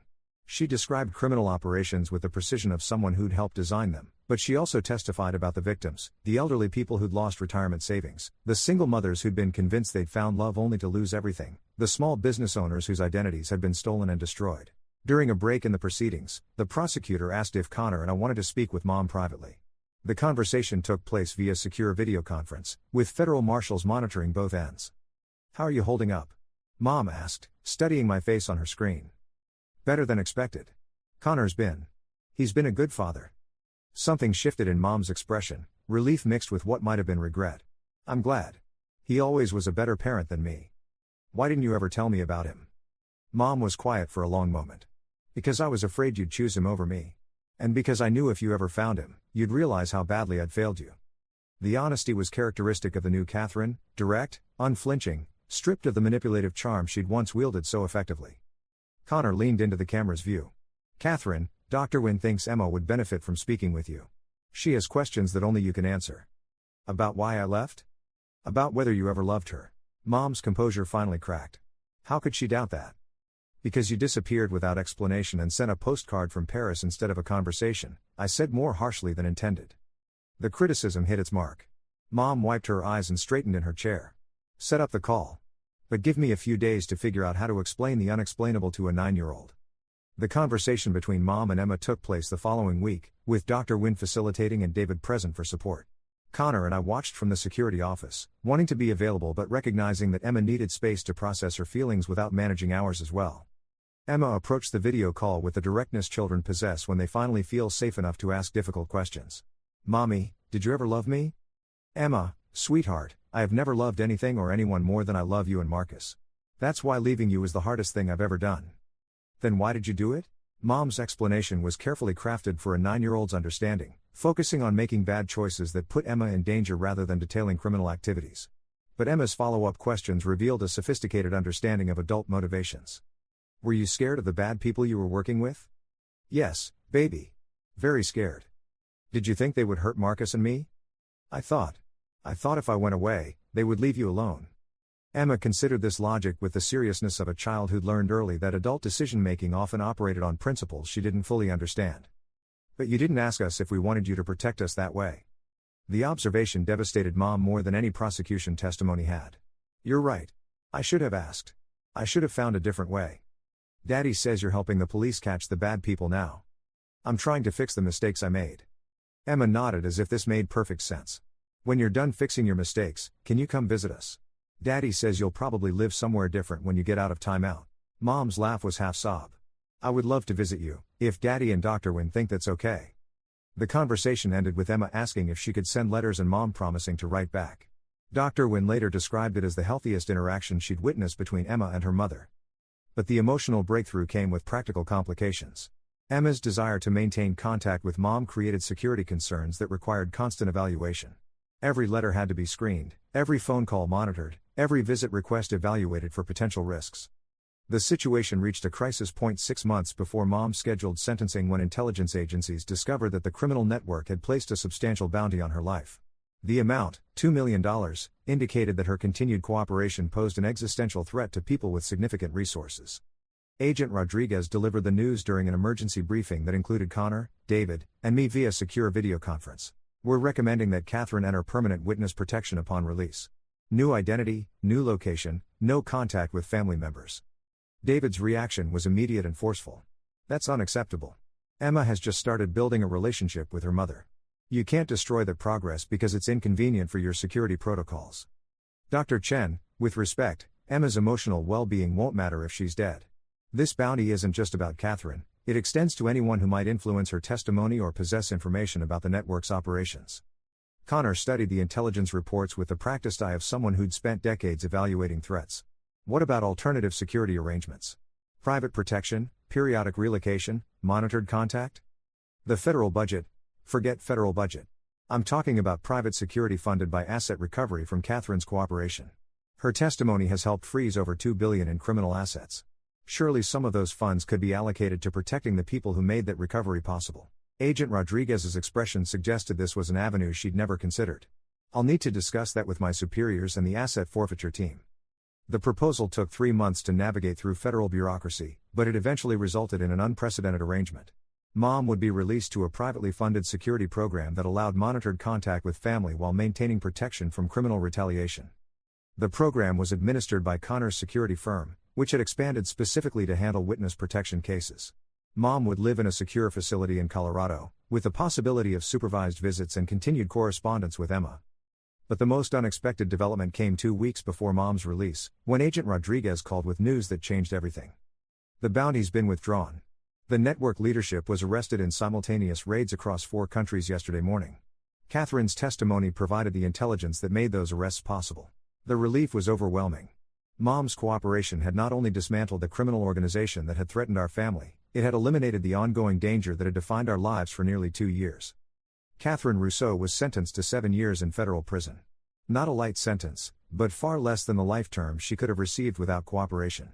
Connor visits her monthly, and they've started having conversations that sound almost like the relationship they might have had under different circumstances.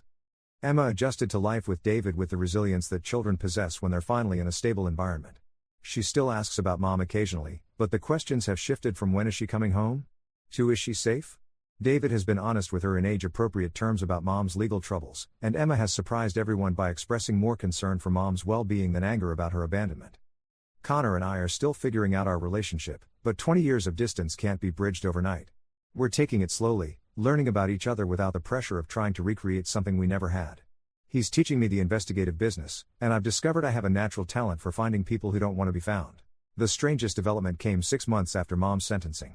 I received a package with no return address containing legal documents and a set of keys. The papers transferred ownership of a small vineyard in Sonoma County to my name, apparently purchased with legitimate money Mom had earned before her criminal career began. The attached note was brief: for the life you should have had. Build something real. See. I drove out to see the property on a whim and found 30 acres of neglected grapevines and a modest farmhouse that needed significant work. But standing on the porch, looking out over rolling hills that belonged to me, I felt something I'd never experienced: the possibility of putting down roots somewhere permanent. Jennifer's arrival at my vineyard marked the beginning of the most complicated relationship I'd ever navigated. What started as a simple meeting about identity theft evolved into something that challenged every assumption I'd made about trust, love, and the possibility of building something authentic from deceptive foundations. Her initial story about Mom improving her credit score was only the beginning. As we spent more time together, Jennifer revealed details about her life that explained why Mom had chosen her as an unwitting beneficiary rather than a victim. My parents died when I was 22, Jennifer explained during one of our long evening conversations. Car accident on their way to my college graduation. I'd been planning to move home after school, help Dad with his business, maybe take over eventually. She described the aftermath, discovering that her father's small accounting firm was drowning in debt, learning that her parents had refinanced their house multiple times to keep the business afloat, realizing that their deaths had left her with nothing but obligations she couldn't meet. I was working at a coffee shop, a bookstore, and cleaning offices at night just to pay the minimum on my student loans. I'd stopped answering my phone because every call was a debt collector or someone wanting money I didn't have. Mom's identity theft had occurred during Jennifer's darkest period, when she was seriously considering bankruptcy and struggling with depression that made basic tasks feel insurmountable. Then suddenly my credit report showed these payments I hadn't made. Debt consolidation loans that actually helped instead of hurt. A savings account with enough money to cover rent for 3 months. It was like someone had decided my life was worth salvaging. The timeline of Mom's assistance corresponded exactly with the period when she was planning her Paris escape. While orchestrating her own disappearance, Mom had simultaneously been orchestrating Jennifer's financial rescue. "Why you?" I asked during one of our walks through the vineyard. Jennifer's answer revealed a connection I hadn't anticipated. My father did taxes for small business owners who couldn't afford big accounting firms. One of his clients was a woman named Katherine Johnson, one of your mother's aliases. She used his services for about 6 months. The revelation explained how Mom had accessed Jennifer's personal information, but it raised new questions about her motivations. Mom could have stolen Jennifer's identity for purely criminal purposes, but instead she'd used her access to provide assistance. Dad mentioned her once, Jennifer continued. Said she reminded him of me, smart, hardworking, but carrying burdens that seemed too heavy for someone so young. He worried about her because she always seemed to be looking over her shoulder. The description painted a picture of Mom during one of her transitional periods, when she was maintaining a legitimate identity while planning her next move. Jennifer's father had unknowingly provided services to a criminal, but he'd also provided kindness to someone who desperately needed it. After Dad died, I found notes he'd written about some of his clients. He'd marked Catherine's file with a reminder to check on this one, seems isolated and scared. He never got the chance. The emotional weight of this discovery affected Jennifer profoundly. Her father's instinct to help had been directed towards someone who later helped his daughter, creating a circle of assistance that neither participant had fully understood. "It's like Dad knew somehow," Jennifer said, wiping tears as we sat on the farmhouse porch. "Like he was still trying to take care of me through someone he'd tried to take care of." Our relationship developed against this backdrop of interconnected assistance and shared loss. We were both trying to build new identities from the fragments of disrupted lives, both learning to trust despite having been shaped by betrayal and abandonment. The romantic element of our relationship emerged gradually, built on conversations that stretched past midnight and shared understanding of what it meant to have your fundamental assumptions about family challenged. Jennifer stayed initially for practical reasons. She needed to sort through the financial arrangements Mom had created in her name. But she extended her visit repeatedly, ostensibly to help with vineyard work but really because we found ourselves reluctant to end conversations that had become the most honest exchanges either of us had experienced. "I've never told anyone about the period after my parents died," Jennifer admitted one evening as we prepared dinner together. "How close I came to giving up completely. But talking to you feels like talking to someone who understands what it means to have your entire sense of self turn out to be constructed on someone else's lies." The parallel between our experiences was undeniable. Both of us had been shaped by parents who'd withheld crucial information. Jennifer's father hadn't told her about the business's financial problems, and Mom had built my entire childhood around fabrications. Both of us were learning to navigate adult relationships without clear models for what healthy attachment looked like. Our first kiss happened during a thunderstorm that knocked out power to the vineyard. We'd been sitting by candlelight, talking about our respective plans for the future, when lightning illuminated Jennifer's face in a way that made me realize I'd been falling in love without acknowledging it. "Is this a terrible idea?" she asked afterward. "Probably," I admitted. "But terrible ideas seem to run in my family, so maybe it's time I had one that actually worked out." Jennifer laughed, but her expression grew serious. "Marcus, I need you to understand something.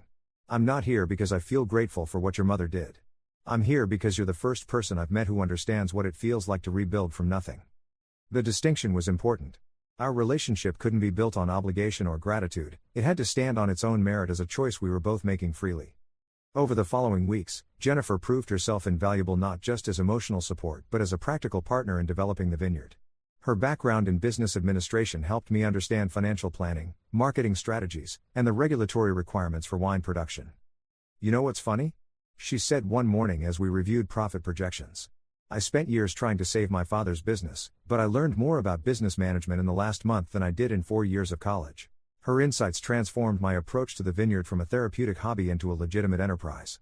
She helped me identify market opportunities, develop relationships with local restaurants, and create systems for managing inventory and distribution.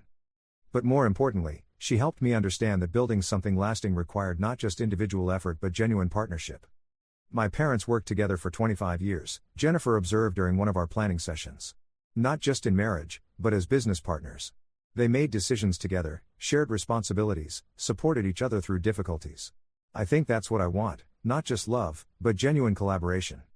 Her vision of partnership resonated with everything I'd been learning about healthy relationships through watching David and Emma, Connor and his gradual acceptance of his own past mistakes, and even Mom's letters from prison where she reflected on the connections she'd destroyed through secrecy and manipulation. 6 months after Jennifer's arrival, I asked her to marry me. Not with a dramatic proposal or elaborate planning, but during an ordinary moment when we were testing wine samples and she made an observation about the vintage that demonstrated her complete investment in our shared future. "Jennifer Walsh, would you like to become a permanent partner in this vineyard and everything that comes with it?" She considered the question with the seriousness it deserved. "Are you asking me to marry you or to join your business?" "Both." "Neither. I'm asking if you want to build something together that's bigger than what either of us could create alone." Her answer came in the form of a kiss that tasted like the wine we'd been sampling and the promise of harvests we'd share for decades to come. Our wedding was small, Emma as flower girl, Connor walking me down the aisle, David officiating since he'd gotten ordained online specifically for the occasion. Mom couldn't attend due to security restrictions, but she sent a letter that Jennifer and I read together the night before the ceremony. The letter was characteristic of the new Catherine, direct, honest, free of manipulation. "Marcus and Jennifer, I've made many mistakes in my life, but my biggest regret is that I won't be there to see my son marry a woman who clearly loves him for exactly who he is. Jennifer, thank you for seeing the best parts of Marcus even though his family history might have given you every reason to run. Marcus, thank you for choosing to build something real instead of repeating the patterns I taught you. Use the vineyard to create the stability I never gave you. Use your marriage to demonstrate the honesty I never showed you. Most importantly, Use your happiness to prove that people can overcome the worst examples they've been given. I love you both. Catherine. Jennifer kept that letter in her jewelry box, next to her mother's wedding ring and her father's business card. Someday, she said, when we have children, they'll know that even complicated families can produce beautiful things. She kept her last name, partly for practical reasons and partly because we both like the symbolism of choosing our own identities rather than inheriting them. The vineyard produces a modest wine that local restaurants seem to enjoy, and Connor has opened a satellite office nearby to help with cases in wine country. Emma visits every summer and has proclaimed herself our future vintner, despite being only 12. David and his new wife are expecting a baby, so Emma will soon have the sibling experience she missed with me, this time built on honesty rather than secrets. Mom is eligible for parole next year. We exchange letters now, carefully supervised by prison officials and occasionally reviewed by law enforcement. She writes about the GED classes she's teaching other inmates and the victim restitution fund she's helping administer. I write about the vineyard, about Jennifer, about the ordinary life she once told me I was too smart to settle for. In her last letter, she wrote something that stays with me. I spent 20 years running from who I was, only to discover that the best parts of me were in the life I was running from. You've figured out something it took me decades to learn, that home isn't a place you find, it's something you build. Connor found that letter particularly meaningful. She's right, you know. About building something real. You think she's actually changed? I think people can change if they're willing to do the work. The question is whether she'll be able to resist the temptation to reinvent herself one more time when she gets out. 3 years after Jennifer and I married, Mom was released under the witness protection arrangement Connor had negotiated. Her first supervised visit to the vineyard was scheduled for a Saturday in October, during harvest season. Jennifer and I spent weeks preparing, not just the logistics of hosting someone under federal protection, but the emotional preparation for introducing my wife to my mother under circumstances none of us could have imagined. Are you nervous about meeting her? I asked Jennifer the night before Mom's arrival. Terrified, she admitted. I've built this entire image of her based on stories and letters. What if the reality doesn't match? What if it does match, and that's worse? Jennifer laughed, but her expression remained serious. Marcus, I need you to know something. Whatever happens tomorrow, whatever your mother is like in person, it doesn't change anything between us. You're not responsible for her choices, and I'm not here because of guilt or gratitude. I'm here because I love the man you've chosen to become. Mom arrived in an unmarked sedan driven by 2 federal marshals who would remain on the property throughout her visit. When she stepped out of the car, I was struck by how much she'd changed. Prison had aged her, but it had also stripped away the artificial polish she'd always maintained. She looked smaller, more vulnerable, but somehow more authentic than I'd ever seen her. The first few minutes were awkward. We stood in my driveway like strangers trying to remember how to be a family. Then Emma, now 12 and visiting for harvest break, broke the tension by running toward Mom with the directness children possess when they decide to forgive. Mommy. You look different. You look taller, Mom replied, kneeling to embrace Emma. And more beautiful. Daddy says you've been learning how to make better choices. I've been trying. It's harder than I thought it would be. David had driven up from Seattle with Emma for the visit, despite his reservations about exposing her to potential disappointment. His greeting to Mom was polite but cautious. He'd forgiven her for the lies about Emma's existence, but he hadn't forgotten the pain those lies had caused. Catherine. You look well. David. Thank you for taking such good care of our daughter. She's extraordinary. She is. And she's been asking questions about you that I can't answer. I'm hoping you'll be honest with her. The challenge in his voice was unmistakable. David had spent 3 years building trust with Emma, and he wouldn't tolerate anything that might undermine that progress. Connor arrived separately, driving the pickup truck he'd bought specifically for visiting the vineyard.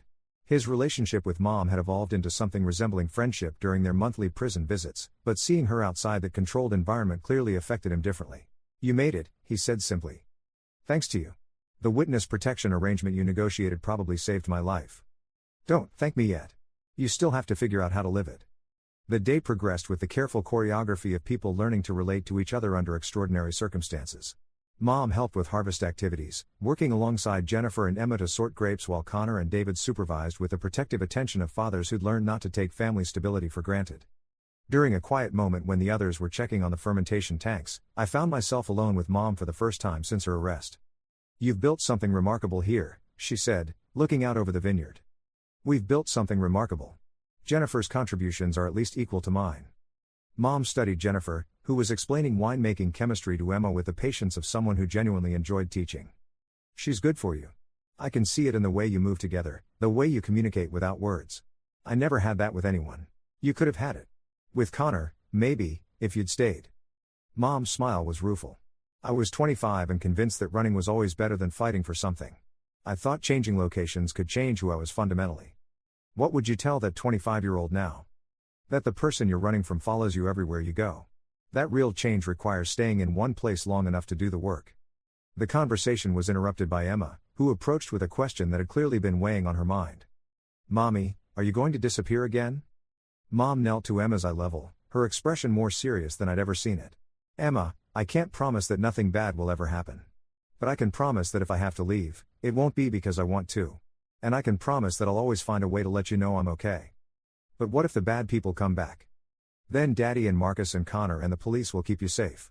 And if something happens to me, you'll still have a family that loves you." Emma considered this with the gravity of a child who'd learned that adult promises sometimes came with conditions beyond anyone's control. "Okay. But can you teach me how to make wine today? In case you can't come back for a long time?" The request was heartbreaking and practical in equal measure. Emma was learning to value present moments without depending on future guarantees. Mom spent the afternoon teaching Emma the basics of wine production, explaining each step with the attention of someone who understood this might be her only opportunity. Jennifer documented everything with photos, creating a record Emma could keep regardless of what happened next. As evening approached, David announced that he and Emma needed to head back to Seattle for school the following Monday. The goodbye between Mom and Emma was tearful but not desperate. They'd both learned to appreciate connection without clinging to it. "I'll write to you," Mom promised. "I'll write back," Emma replied. "And I'll send pictures of the wine we make." After David and Emma left, Connor, Jennifer, Mom, and I sat on the farmhouse porch, sharing a bottle of our own vintage while federal marshals maintained their discreet perimeter. "What's it like?" Jennifer asked Mom. "Living under protection?" "Safer than I've felt in 20 years, but lonelier than I expected. I spent so long running from consequences that I forgot what it felt like to have a predictable routine." "Do you miss the excitement?" Mom considered the question carefully. "I miss feeling important. Criminal work made me feel like I mattered, like I had skills that were valuable. Prison taught me that importance based on other people's fear isn't really worth having." Connor leaned forward. "What do you want to do when the protection period ends?" "I've been thinking about victim advocacy. Using my experience to help people recognize and avoid the kind of scams I used to run. But that would require exposing my identity, which might not be safe." "Safety doesn't have to be permanent isolation," I pointed out. "There are ways to contribute without painting targets on your back." Mom looked around the vineyard, taking in the evidence of what Jennifer and I had built together. "I've never created anything legitimate. Everything I touched, I eventually destroyed." Jennifer spoke up. "Catherine, you created Marcus and Emma. Everything else you did was choices you made, but they're proof that you're capable of producing something good." The observation clearly moved Mom. She wiped her eyes and straightened in her chair. "I've been selfish my entire life. Maybe it's time to figure out what it feels like to be useful." The conversation continued past sunset, ranging from practical concerns about Mom's future to philosophical discussions about redemption and the possibility of meaningful second chances. It was the kind of honest family discussion I'd never experienced growing up, built on acknowledgement of past mistakes rather than denial of them. When the marshals indicated it was time for Mom to return to her secure location, the goodbye felt different than any parting we'd shared before. Instead of uncertainty about whether we'd see each other again, we now had a framework for ongoing contact and the possibility of regular visits. "Thank you," Mom said to Jennifer as they embraced.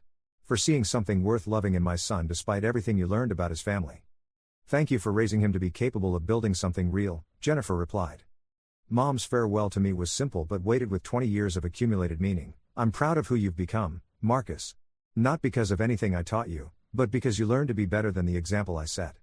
6 months later, Mom made a decision that surprised everyone. She requested termination of her witness protection status so she could participate in a victim advocacy program that required her to testify openly about criminal recruitment tactics. Connor tried to talk her out of it. "Catherine, the network leadership was arrested, but there are still people out there who view you as a threat. I can't spend the rest of my life hiding," Mom replied during our video conference call. "If I'm going to make amends for what I've done, I have to be willing to take some risks." The decision to end protection required extensive security assessments and legal consultations, but it ultimately demonstrated that Mom had finally learned to prioritize purpose over safety. Her first public appearance was at a financial crimes conference where she spoke about how criminals identify and exploit vulnerable targets.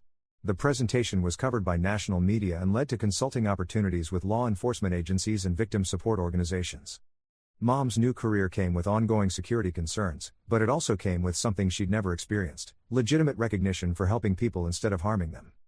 Jennifer and I attended her presentation, sitting in the back row of an auditorium filled with people who'd been affected by financial fraud. Watching mom use her expertise to help rather than exploit people felt like witnessing a fundamental transformation. During the question period, a woman in the audience asked, "What would you say to someone who's lost everything to a scammer like you used to be?" Mom's answer was unflinching: "I would say that the person who hurt you chose to see you as an opportunity rather than a human being. That choice says nothing about your worth and everything about their character." I would also say that healing from betrayal is possible, but it requires building new relationships based on honesty rather than trying to repair ones built on lies. After the presentation, Jennifer and I met Mom for dinner, our first meal together in a public restaurant since her release. "How did it feel?" Jennifer asked. "Speaking to all those people?" "Terrifying and necessary," Mom replied. "For the first time in my life, I felt like I was contributing something positive instead of just taking." "What's next?" Mom smiled, and for a moment she looked like the mother I'd wished for during childhood, confident but not manipulative, protective but not controlling. "I've been offered a position with a nonprofit that works with at-risk youth. Kids who've been involved in criminal activities or are vulnerable to recruitment. It would mean permanent relocation to Chicago, but it would also mean legitimate work helping people avoid the mistakes I made." The opportunity represented everything Mom claimed she wanted: purpose, contribution, redemption through service. But accepting it would mean ending the regular contact we'd finally established. "Would you take it?" I asked. "Only if you and Emma are comfortable with it. I've spent your entire lives making decisions that affected you without asking for your input. I won't do that anymore." The request for permission felt surreal coming from someone who'd once made unilateral choices about every aspect of our lives. But it also felt genuine, evidence that Mom had finally learned to consider other people's needs alongside her own. After extensive discussion with Emma, David, Connor, and Jennifer, we all agreed that Mom should take the position. Emma, now 13 and remarkably mature for her age, put it best: "Mommy should do the work that makes her feel good about herself. We can visit her in Chicago, and she can still write letters." Mom's farewell dinner at the Vineyard was celebratory rather than sad. We raised glasses of our own wine and toasted her new beginning, acknowledging that this goodbye felt like a genuine launch into a better life rather than another abandonment. Today, 5 years after Mom first disappeared to Paris, our family has achieved something none of us could have imagined: stability built on honesty rather than control built on deception. Mom runs a successful program for at-risk youth and has become a nationally recognized expert on financial crime prevention. She visits the Vineyard twice a year and maintains regular correspondence with Emma, who's now applying to colleges with an interest in criminal justice and victim advocacy. Connor has expanded his investigative firm into a comprehensive family reunification service, helping other families navigate the aftermath of criminal activity. His work has brought him a sense of purpose that compensates for the 20 years he spent searching for me. David remarried a pediatric nurse named Maria, and they've given Emma a baby brother named James. Emma splits her time between Seattle and the Vineyard, serving as the bridge between all the adults who love her and the living proof that children can thrive when the grown-ups in their lives finally learn to communicate honestly. Jennifer and I are expecting our first child, a daughter we plan to name Catherine Margaret, honoring both my mother's real identity and Jennifer's mother's memory. Emma has appointed herself head of baby preparations and has already begun teaching our unborn daughter about wine production through elaborate conversations with Jennifer's belly. The Vineyard produces award-winning wines that are served in restaurants across the West Coast. But more importantly, it produces something I never experienced growing up: a home where people stay by choice rather than necessity, where problems are solved through communication rather than disappearance, where love is demonstrated through consistency rather than dramatic gestures. Standing in my vineyard on a perfect autumn evening, watching Jennifer laugh as she tries to teach Emma's latest boyfriend the proper way to test grape ripeness, I realize I've accomplished something I never thought possible. I've created a life worth staying for. Mom was right about one thing in her final letter from prison. Home isn't a place you find, it's something you build. But she was wrong about needing to build it alone. The best homes are constructed by people who choose to stay and work through difficulties together, who value honesty over comfort, who understand that real love requires both vulnerability and reliability. Sometimes Emma asks if I wish things had been different, if I wish Mom had been honest from the beginning. The answer is complicated. I wish Emma and I hadn't experienced abandonment, and I wish Connor hadn't spent decades searching for a son he'd never lost. But I also know that our current happiness feels more valuable because we understand how fragile it could have been, how much work it requires to maintain, how precious it is to have people who choose to stay even when staying is difficult. And if that's not victory, it's something even better: it's peace. Story 3. My parents forced me to pay $14,000 for a combined event where my engagement party became a small corner at my sister's birthday party. They said, "Birthdays come every year, but Sarah's 25th is special." When I begged them to let me have one day, my mom laughed and said, "Stop being selfish, you should be grateful we're including you at all." I signed their contract, and that was last month. Yesterday, while they were decorating my venue for Sarah's big day, I was getting married 3 hours earlier. When they found out, they lost it. The pen felt heavier than it should have as I stared at the document spread across Mom's granite kitchen island. $14,000. The number glared back at me in bold typeface, mocking my bank account and my dignity in equal measure. Just sign it, Jessica, Mom said, tapping her manicured fingernails against the counter with the rhythmic precision of a metronome. Each tap seemed to echo her impatience with my hesitation. Sarah's already stressed enough about her party planning. The last thing she needs is more complications. Sarah lounged in the breakfast nook like a Renaissance painting come to life, scrolling through her phone with practiced indifference. At 25, my younger sister had mastered the art of looking beautiful while doing absolutely nothing productive. Her blonde hair cascaded over one shoulder in waves that probably cost more to maintain than my monthly grocery budget, catching the morning light streaming through the bay windows. She didn't even glance up when Mom mentioned her name, completely absorbed in what I could only assume was another social media rabbit hole or text conversation with whatever poor soul was currently enchanted by her effortless charm. The kitchen around us spoke of the same attention to detail that characterized everything in our family home. Mom had remodeled it 3 years ago, choosing granite countertops that cost more than most people's cars and appliances that belonged in a magazine spread. Every surface gleamed with a kind of perfection that required a cleaning service twice a week. It was beautiful, impressive, and somehow completely lacking in warmth, much like most of my family's interactions. This was supposed to be my engagement party, I said, my voice coming out smaller than intended. The words felt ridiculous even as I spoke them, like a child's complaint about fairness in a world that had never promised to be fair. After 3 years with Derek, we'd finally gotten engaged 2 months ago, a quiet, romantic proposal at the Botanical Gardens where we'd had our first official date. I'd been planning this celebration for weeks before Mom dropped her bombshell about Sarah's birthday coinciding with our chosen date. The irony wasn't lost on me that I'd specifically picked a date in early fall because it was supposed to be safely distant from Sarah's July birthday. But apparently, Sarah had decided that 25 was too significant a milestone to celebrate with just a regular birthday party. She wanted something spectacular, something worthy of her quarter-century existence, something that required hijacking other people's previously scheduled events. Birthdays come every year, but Sarah's 25th is special, Dad chimed in from behind his newspaper. He'd been repeating that phrase like a mantra ever since this whole mess started. Quarter-century milestone and all that. I wanted to point out that engagements were supposed to be once-in-a-lifetime events too, but experience had taught me the futility of arguing with my parents when it came to Sarah. My sister had a gravitational pull that warped everyone's sense of logic within a 5-mile radius. Besides, Mom continued, you should be grateful we're including you at all. Most people would understand that family comes first. The casual cruelty in her tone made my chest tighten. Including me? This was my venue, my date, my deposit. But somewhere along the way, Sarah had mentioned wanting a birthday party, and suddenly my engagement celebration had become a combined event where I'd get a small corner to celebrate. Derek squeezed my shoulder from his spot beside me, his fingers warm and reassuring against the fabric of my cardigan. His jaw was clenched tight enough to crack teeth, a sure sign that he was struggling with his own anger about this situation. But Derek had learned the same hard lessons I had about picking battles with my family. We discussed this privately, exhaustively, sometimes angrily, during late-night conversations that stretched until dawn. We'd examined every angle, considered every consequence, weighed every option. But here we were anyway, because saying no to my parents had always meant risking being cut off entirely from family gatherings, holiday celebrations, and the intricate web of support that came with being part of their circle. And with Derek still grinding through his graduate program in environmental engineering and my nonprofit job barely covering our basic expenses, we couldn't afford that kind of dramatic financial and social isolation. The nonprofit world was notoriously underpaid, but I'd chosen it deliberately. Working at the local food bank gave me a sense of purpose that my family had never quite understood. Why waste your education on charity work? Dad had asked repeatedly during my job search.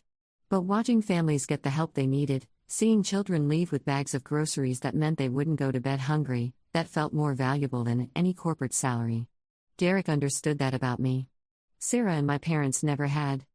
Sarah finally looked up from her phone, offering me a smile that was all teeth and no warmth, the same expression she'd perfected for family photos since she was 12 years old. Thanks for being so understanding, Jess. I know this isn't exactly what you planned, but think about it, now you don't have to worry about decorations or catering or any of that stressful stuff. I've got it all handled. My sister's version of handled typically involved spending other people's money with stunning efficiency while somehow making it seem like she was doing everyone a favor. I'd already seen the preliminary invoices she'd submitted to Dad's review: ice sculptures that cost more than most people's monthly rent, specialty linens imported from Italy, a dessert bar featuring delicacies I couldn't pronounce, and flowers flown in from some exclusive greenhouse in Oregon. Everything gold and white and expensive, completely drowning out the modest burgundy and navy decorations I'd originally planned for Derek's and my celebration. The venue costs alone have tripled, I pointed out, though I already knew it was a futile protest. The original budget was supposed to cover a simple cocktail reception for 50 people. Now we're looking at a full dinner service for over 100 guests. Quality costs money, Dad interjected from behind his newspaper, as if he were dispensing profound wisdom rather than stating the obvious. And Sarah's connections with vendors will ensure everything is first class. Sarah's connections. Another way of saying that my sister had cultivated relationships with the most expensive service providers in the city, people who charged premium prices for the privilege of working with someone who looked good in their portfolio photos. The contract protects everyone's interests, Dad said, folding his newspaper with military precision.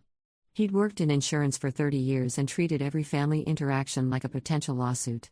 Clear expectations, defined responsibilities. No misunderstandings. I scanned the document again, noting how my $14,000 would cover venue rental, basic catering, and shared decorative elements. Meanwhile, Sarah's additional expenses, the ones that had tripled the original budget, were listed separately as special occasion enhancements. Somehow, I was paying for the foundation while she got to build a palace on top.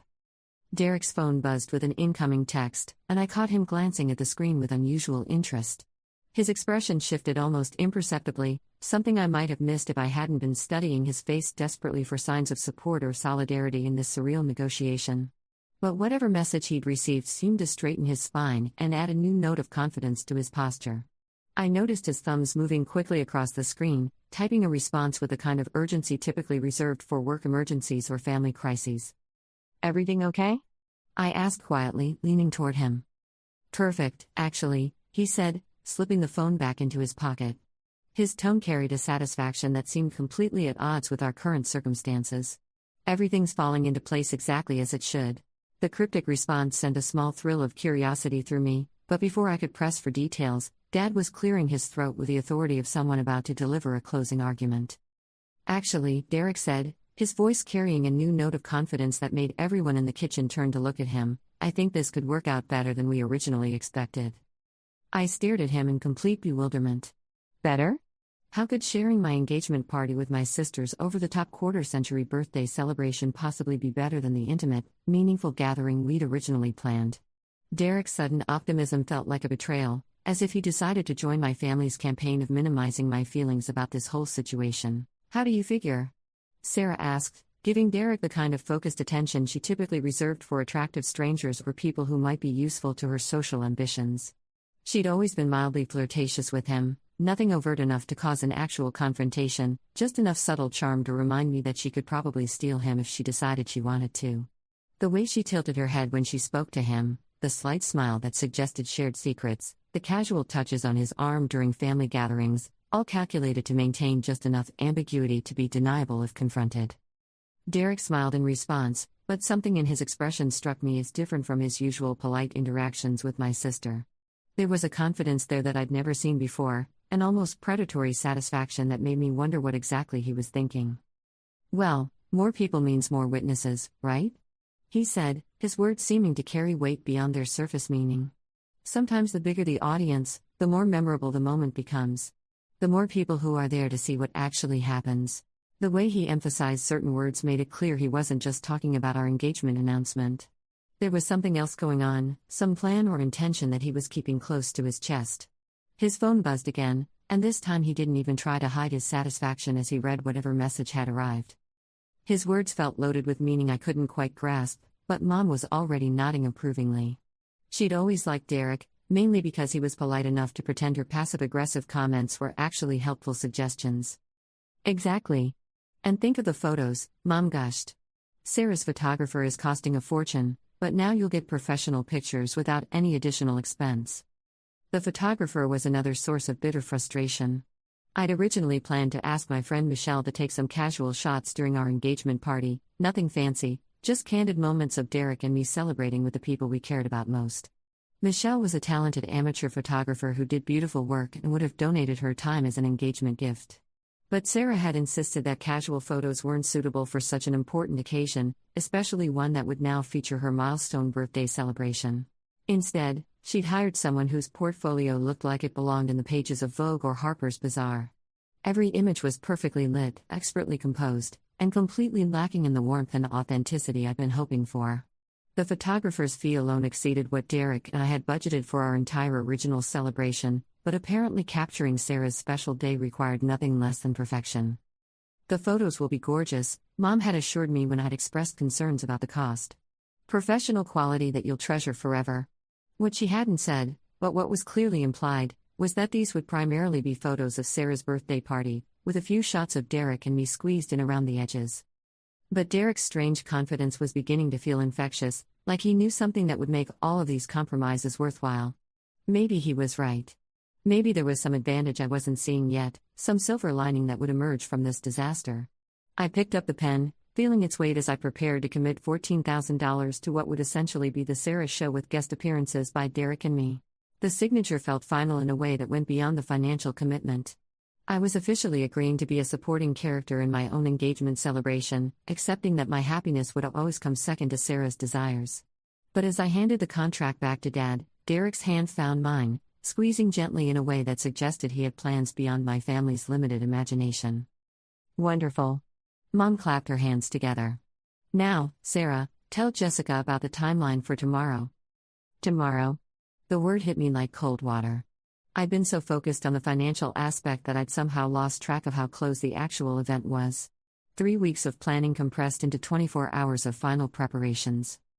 Okay, so the vendors start setting up at 8 a.m., Sarah said, pulling out her phone to consult what appeared to be a color-coded spreadsheet. Flowers arrive at 10, catering starts prep at noon, and the bartender gets there at 3 to set up the signature cocktails. What about our cake? Derek asked. I'd almost forgotten we'd ordered one, a simple 2-tier vanilla cake with "Congratulations Derek and Jessica" written in elegant script. Sarah's expression flickered. Oh, right. Well, it's going to look a bit small next to the birthday cake tower, but I'm sure we can find a spot for it somewhere. The birthday cake tower. Of course. I should have known a regular cake wouldn't suffice for Sarah's special day. I imagined my modest celebration cake dwarfed by whatever architectural marvels Sarah had commissioned. And the decorations? I ventured. All gold and white, like we discussed, Sarah said, though I didn't remember discussing anything. I'd originally planned burgundy and navy, Derek's and my favorite colors, but apparently those clashed with Sarah's vision. Very elegant, very sophisticated. You love it. The way she said it made it clear that my loving it was entirely optional. Derek checked his phone again, and I caught another glimpse of that strange smile. Whatever he was reading was certainly making this whole situation more bearable for him. I made a mental note to ask him about it later, when we weren't surrounded by my family's particular brand of chaos. Well then, Dad said, gathering up the contract with businesslike efficiency. Everything's settled. Tomorrow should be quite the event. He had no idea how right he was. As we drove home, Derek's good mood persisted in a way that baffled me. He hummed along to the radio and drummed his fingers on the steering wheel, acting like someone who hadn't just watched his engagement party get hijacked by his future sister-in-law. You seem remarkably calm about all this, I said, studying his profile. Do I? He glanced over with an expression of exaggerated innocence. I guess I'm just looking forward to tomorrow. Derek, they essentially turned our engagement party into a backdrop for Sarah's birthday celebration. She's going to be the center of attention while we get relegated to some corner table next to the coat check. Maybe, he said, but his tone suggested he knew something I didn't. Or maybe tomorrow will be full of surprises. The way he said it sent a small thrill down my spine. Derek wasn't typically the type for mysterious pronouncements or cryptic comments. He was steady, reliable, predictable, qualities I'd come to treasure after a childhood spent navigating Sarah's dramatic outbursts and my parents' favoritism.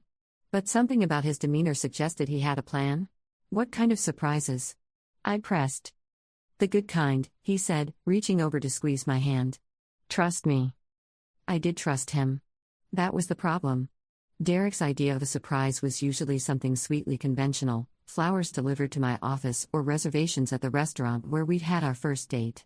I couldn't imagine what he might be planning that would make sharing my engagement party with Sarah's birthday bash more tolerable. But as we pulled into our apartment complex, I noticed Derek's phone buzzing with an unusual frequency. He glanced at it each time, and each glance seemed to fuel whatever secret satisfaction he was carrying. By the time we reached our front door, he was practically glowing with anticipation. "Are you going to tell me what's got you so happy?" I asked as we climbed the stairs to our second-floor unit. "Tomorrow," he said, unlocking the door. "You'll understand everything tomorrow." That night, I barely slept. My mind kept cycling through worst-case scenarios: Sarah's party overshadowing our announcement, my family treating our engagement as an afterthought, Derek's mysterious good mood turning out to be misplaced optimism. But underneath the anxiety was something else: curiosity. Derek's confidence felt different, more purposeful than his usual attempts to make the best of a bad situation. I must have finally dozed off around 3 a.m., because I woke to Derek's alarm at 6:30. He was already awake, staring at his phone with that same enigmatic smile. "Big day," he said, stretching. "Huge day," I agreed, though we seemed to be talking about different things. Derek showered and dressed with unusual care, spending extra time on his hair and choosing his best shirt, the navy one that made his eyes look impossibly blue. When I commented on the effort, he just shrugged. "Want to look my best for the big event," he said. But something in his tone made me wonder which big event he was referring to. By 8 a.m., Sarah's birthday party setup was in full swing at the Riverside Gardens venue. I'd driven over early to make sure our small corner hadn't been completely forgotten, but the sight that greeted me was even worse than I'd imagined. The entire space had been transformed into Sarah's personal palace. Gold streamers cascaded from the ceiling, white roses filled every corner, and a massive "Happy 25th Birthday, Sarah" banner stretched across the main wall. My modest engagement decorations had been relegated to a small table near the kitchen entrance, almost hidden behind an enormous ice sculpture shaped like a swan. "Isn't it gorgeous?" Sarah appeared beside me, radiant in a flowing white dress that looked suspiciously like something a bride might wear to her rehearsal dinner. "The photographer is going to get some amazing shots." I managed to nod, though my throat felt too tight for words. This wasn't just a shared celebration, it was a hostile takeover. Every surface, every corner, every sightline had been claimed for Sarah's birthday. Our engagement announcement would be little more than an intermission between the main acts of her celebration. "Where exactly are Derek and I supposed to stand when we make our announcement?" I asked. Sarah gestured vaguely toward the kitchen entrance. "There's plenty of space over there. Very intimate and cozy." Intimate and cozy were apparently code for hidden from view and easily ignored. But before I could protest, Derek appeared with 2 cups of coffee and that same mysterious smile. "Good morning, beautiful," he said, kissing my cheek. "Ready for our big day?" Again with the emphasis that suggested hidden meanings. I accepted the coffee gratefully, noting that Derek seemed unusually alert for someone who'd been up late responding to mysterious text messages. "The space looks different than I expected," I said diplomatically. "Change of plans can be good sometimes," Derek replied. "Keeps things interesting." Mom and Dad arrived shortly after, immediately gravitating towards Sarah to admire the decorations. I stood there holding my coffee, watching my family coo over ice sculptures and specialty linens that I'd helped pay for but had no input on. The familiar sting of being invisible settled in my chest like an old friend. Derek's phone buzzed, and he glanced at it with obvious excitement. Whatever message he'd received seemed to energize him further. "I need to make a quick call," he announced. "Back in 10 minutes." He disappeared toward the parking lot, leaving me alone with my family's celebration preparations. Sarah was directing vendors with the confidence of someone who'd been planning this party her entire life, while Mom and Dad offered helpful suggestions and admiring commentary. I might as well have been a piece of furniture for all the attention they paid to my presence. The florist arrived with additional arrangements. Apparently Sarah had decided the original flowers weren't quite dramatic enough. Watching dozens of white roses and gold accent pieces fill the space, I calculated that the additional floral enhancements probably cost more than Derek's and my monthly rent. "Jessica." The photographer appeared, a tall woman with short silver hair and expensive-looking equipment. "I'm Amanda, Sarah's photographer. I understand congratulations are in order?" Finally, someone who remembered why I was supposed to be here too. "Yes, Derek and I got engaged 2 months ago," I said, grateful to have my existence acknowledged. "We're planning to make an announcement during the party." Amanda nodded politely, but her attention was already shifting back to Sarah, who was posing near the ice sculpture for test shots. Wonderful. I'm sure we can get a few nice photos of you two during the birthday celebration. A few nice photos during the birthday celebration. Not engagement photos at my engagement party, but a few snapshots during someone else's event.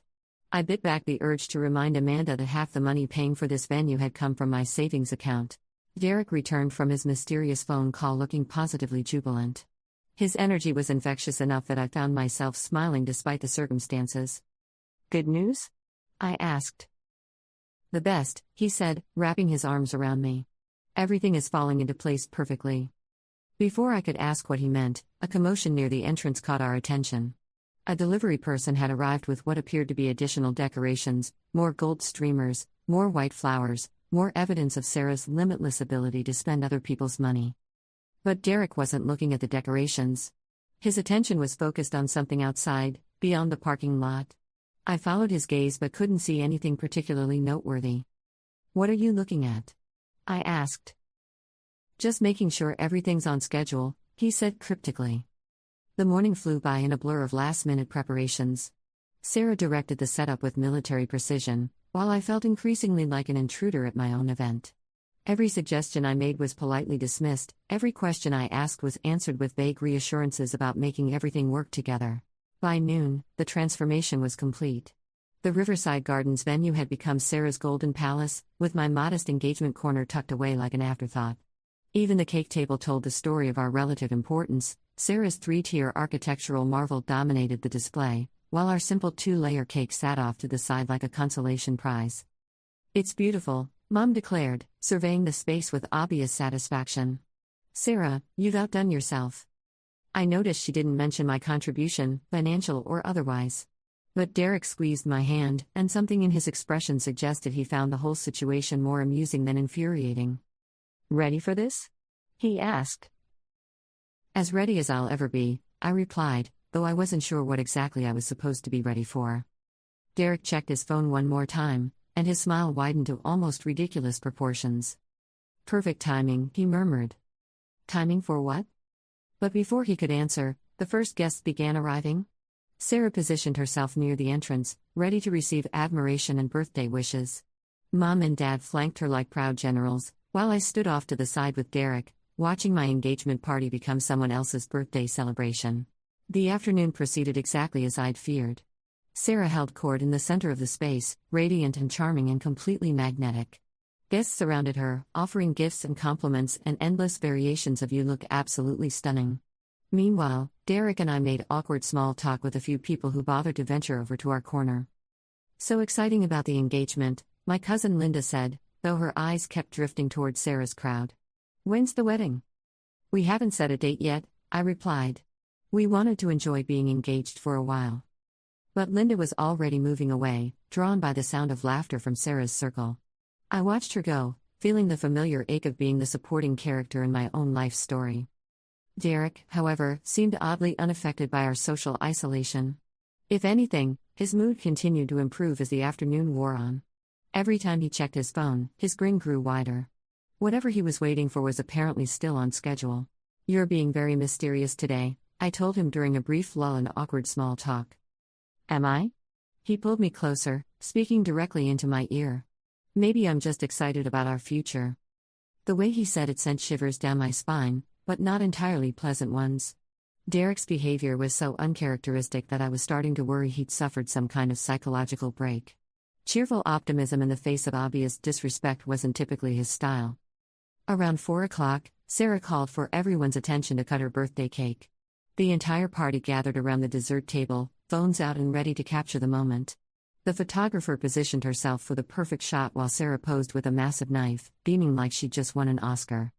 Thank you all for making my 25th birthday so special, she announced, her voice carrying clearly across the space. This has been absolutely perfect.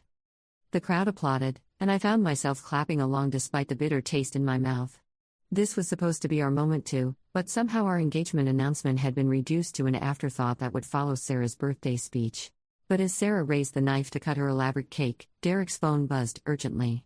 He glanced at it and his entire face lit up like Christmas morning. Showtime, he whispered. Before I could ask what he meant, Derek was moving. Not toward the cake-cutting ceremony, but toward the entrance. I followed, confused and increasingly concerned about his mental state. "Derek, where are we going?" "Trust me," he said, guiding me toward the parking lot. "You're going to want to see this." Outside, I was surprised to find a small group of people gathered near the entrance: Derek's college friends, his parents, my coworker Michelle with a professional-looking camera. People who hadn't been invited to Sarah's birthday party but who had apparently shown up anyway. "What's going on?" I asked, my confusion deepening. Derek's mother approached with tears in her eyes and a huge smile on her face. "Jessica, dear, you look absolutely beautiful." "Thank you, but I don't understand." "Ladies and gentlemen," Derek announced, his voice carrying easily across the parking lot, "if you'll follow me, we have a wedding to attend." "A wedding?" My brain struggled to process the information. We were at Sarah's birthday party. There was no wedding scheduled. Unless. Derek turned to me, his eyes shining with barely contained excitement. "Jessica, 3 months ago you agreed to marry me. Today, if you're willing, I'd like to make that official." The world seemed to tilt sideways. "Derek, what are you saying?" "I'm saying let's get married. Right now. Right here." He gestured toward the small crowd of our actual friends and family members. "I have a marriage license, a minister, and everyone who really matters to us. All I need is your yes." My mouth fell open. "You planned a wedding? Today? Now?" "I planned our wedding," he corrected. While they were planning Sarah's birthday party, I was arranging something actually worth celebrating. Behind me, I could hear the sounds of Sarah's party continuing, laughter and music and the general chaos of a large celebration.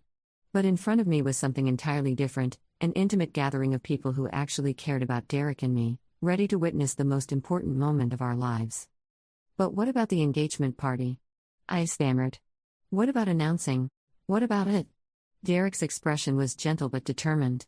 "They turned your engagement party into Sarah's birthday celebration. So I turned our day into something even better." Michelle stepped forward, camera in hand. "I've been documenting everything since Derek called this morning. We'll have beautiful photos of your actual wedding, not just a few shots squeezed in between birthday festivities." Derek's father, a quiet man who'd always treated me like the daughter he'd never had, smiled warmly. "Son figured if they wanted to make your celebration about someone else, he'd just create a new celebration entirely." The audacity of it took my breath away. While I'd been focusing on contracts and venue decorations and hurt feelings, Derek had been orchestrating the most romantic rebellion I'd ever witnessed. "You want to get married right now?" I asked, still trying to wrap my mind around the sudden shift in reality. "I've wanted to marry you since the day I met you," Derek said, taking my hands. "But yes, specifically, I want to marry you right now. Before they can turn this into something about Sarah too." A laugh bubbled up from somewhere deep in my chest. The pure, beautiful absurdity of it all, standing in a parking lot in my cocktail dress while my sister's birthday party continued inside, being proposed to for a second time by a man who'd secretly planned an entire wedding. "Yes," I said, the word coming out stronger than I'd expected. "Yes, absolutely yes." The small crowd erupted in cheers, and Derek swept me into a kiss that tasted like freedom and vindication and the future all at once. When we broke apart, I realized I was crying, not from sadness or frustration, but from pure, overwhelming joy. "How long have you been planning this?" I asked. "Since the moment you signed that contract," Derek admitted. "I watched them steamroll over your happiness and decided that wasn't going to be the story of our engagement. So I wrote a better ending." Reverend Martinez, Derek's family's longtime pastor, stepped forward with a warm smile. "Shall we begin?" What followed was the most beautiful, intimate, perfect wedding ceremony I could have imagined. Standing in the afternoon sunlight with Derek's college roommates as witnesses and both sets of parents offering their blessings, we exchanged vows we'd written ourselves. Derek had apparently been working on his for weeks, crafting words about choosing love over obligation and building a partnership based on mutual respect rather than family expectations. His voice broke slightly when he promised to always put our relationship first, to never let outside pressures diminish what we built together. My own vows felt spontaneous but completely authentic, words flowing from a place of gratitude and determination I hadn't known existed. I promised to choose courage over comfort, to build a life that reflected our values rather than other people's expectations, to never again allow anyone to diminish the importance of our love story. Michelle captured every moment with a kind of attention and care that only comes from genuine friendship, Derek's emotional speech, my tears of joy, the way our small gathering seemed to glow with happiness and authentic celebration. When Reverend Martinez pronounced us husband and wife, our small crowd erupted in the kind of uninhibited celebration that no amount of professional event planning could manufacture. Derek's mother had somehow produced not just a bottle of champagne but an entire picnic basket filled with celebratory treats, chocolate-covered strawberries, tiny sandwiches cut into heart shapes, even a small wedding cake she'd apparently baked at dawn and decorated with our initials. The level of preparation suggested that Derek's secret planning had involved more people and more advanced coordination than I'd initially realized. "Wait," I said as Derek's father began distributing champagne glasses to our impromptu wedding party. "How long has everyone known about this?" Derek's mother laughed, her eyes sparkling with the joy of a successful conspiracy. "Since last week, dear. Derek called us right after you signed that contract. He said it was time to give you the celebration you actually deserved." The revelation that our families and friends had been coordinating this elaborate surprise while I'd been fretting about cake placement and decoration costs sent a warm rush of gratitude through my chest. People had rearranged their schedules, kept secrets, and actively participated in creating something beautiful specifically for Derek and me. "Wait," I said as Derek popped the champagne. "How did you get all this organized without me noticing?" "Took some coordination," he admitted. "But it turns out planning a wedding is a lot easier when you don't have to negotiate with people who don't actually care about what you want." The truth of that statement hit me like a physical force. For the first time in months, I was surrounded by people who were genuinely excited about Derek and me, not people tolerating our announcement as an interruption to more important celebrations. "And the marriage license?" I asked. "Got it 3 weeks ago," Derek grinned. "Been carrying it around ever since, waiting for the right moment. When you signed their contract yesterday, I knew I'd found it." Michelle appeared at my elbow, showing me the photos on her camera's display. "These are gorgeous, Jess. You two look absolutely radiant." She was right. In the photos, Derek and I looked like people in love, surrounded by genuine celebration. My dress looked elegant rather than understated, Derek's smile was infectious, and the whole scene had an intimacy and joy that no amount of professional photography could have captured at Sarah's party. "So what happens now?" I asked. "Do we just go back inside and pretend nothing happened?" Derek's expression turned mischievous. "Actually, I was thinking we could make an announcement." Before I could ask what he meant, he was leading our small wedding party toward the venue entrance. The sounds of Sarah's birthday celebration grew louder as we approached, music and laughter and the general chaos of a party in full swing. "Derek, what are you doing?" "Making sure everyone knows about the big event," he said innocently. We entered the venue just as Sarah was opening birthday presents, surrounded by admirers and photographers. The sight of our small group didn't immediately register with the birthday crowd, but Mom glanced over it and did a double-take when she saw Michelle's camera and the small bouquet I was carrying. "Jessica?" she called out, her voice carrying a note of confusion. "Where have you been? We were about to make your engagement announcement." The party noise gradually died down as people noticed our group. Sarah paused in her present opening, her expression shifting from mild curiosity to sharp attention. Dad lowered his phone, clearly trying to process why we'd returned with additional people and professional photography equipment. "Actually," Derek announced, his voice carrying clearly across the suddenly quiet space, "we have some news to share." He moved to the center of the room, drawing everyone's attention away from Sarah's birthday celebration. The shift in energy was palpable. Suddenly Derek and I were the focal point instead of the supporting act. "Ladies and gentlemen," Derek continued, "I'd like you to meet my wife." The silence that followed was so complete I could hear the ice sculpture melting in the corner. Mom's face went through several expressions in rapid succession: confusion, disbelief, and something that might have been panic. Dad simply stared, his mouth slightly open. Sarah's grip tightened on her half-open present. "Your wife?" Mom's voice came out as a squeak. "Jessica and I got married about an hour ago," Derek explained cheerfully. "We decided that since this was supposed to be our engagement party anyway, we might as well make it a wedding reception instead." The room erupted in chaos that was both immediate and spectacular. Some guests started clapping enthusiastically, others began talking at once in excited confusion, and Sarah's carefully orchestrated birthday celebration dissolved into a swirl of congratulations and bewildered questions. The transformation was instantaneous. One moment we were intruders at Sarah's perfectly planned party, the next we were the center of attention as newlyweds receiving the celebration we'd originally hoped for. Michelle moved through the crowd with professional efficiency, capturing reactions that ranged from genuine delight to barely concealed shock. "You got married?" Dad managed to ask, his voice cracking slightly on the question.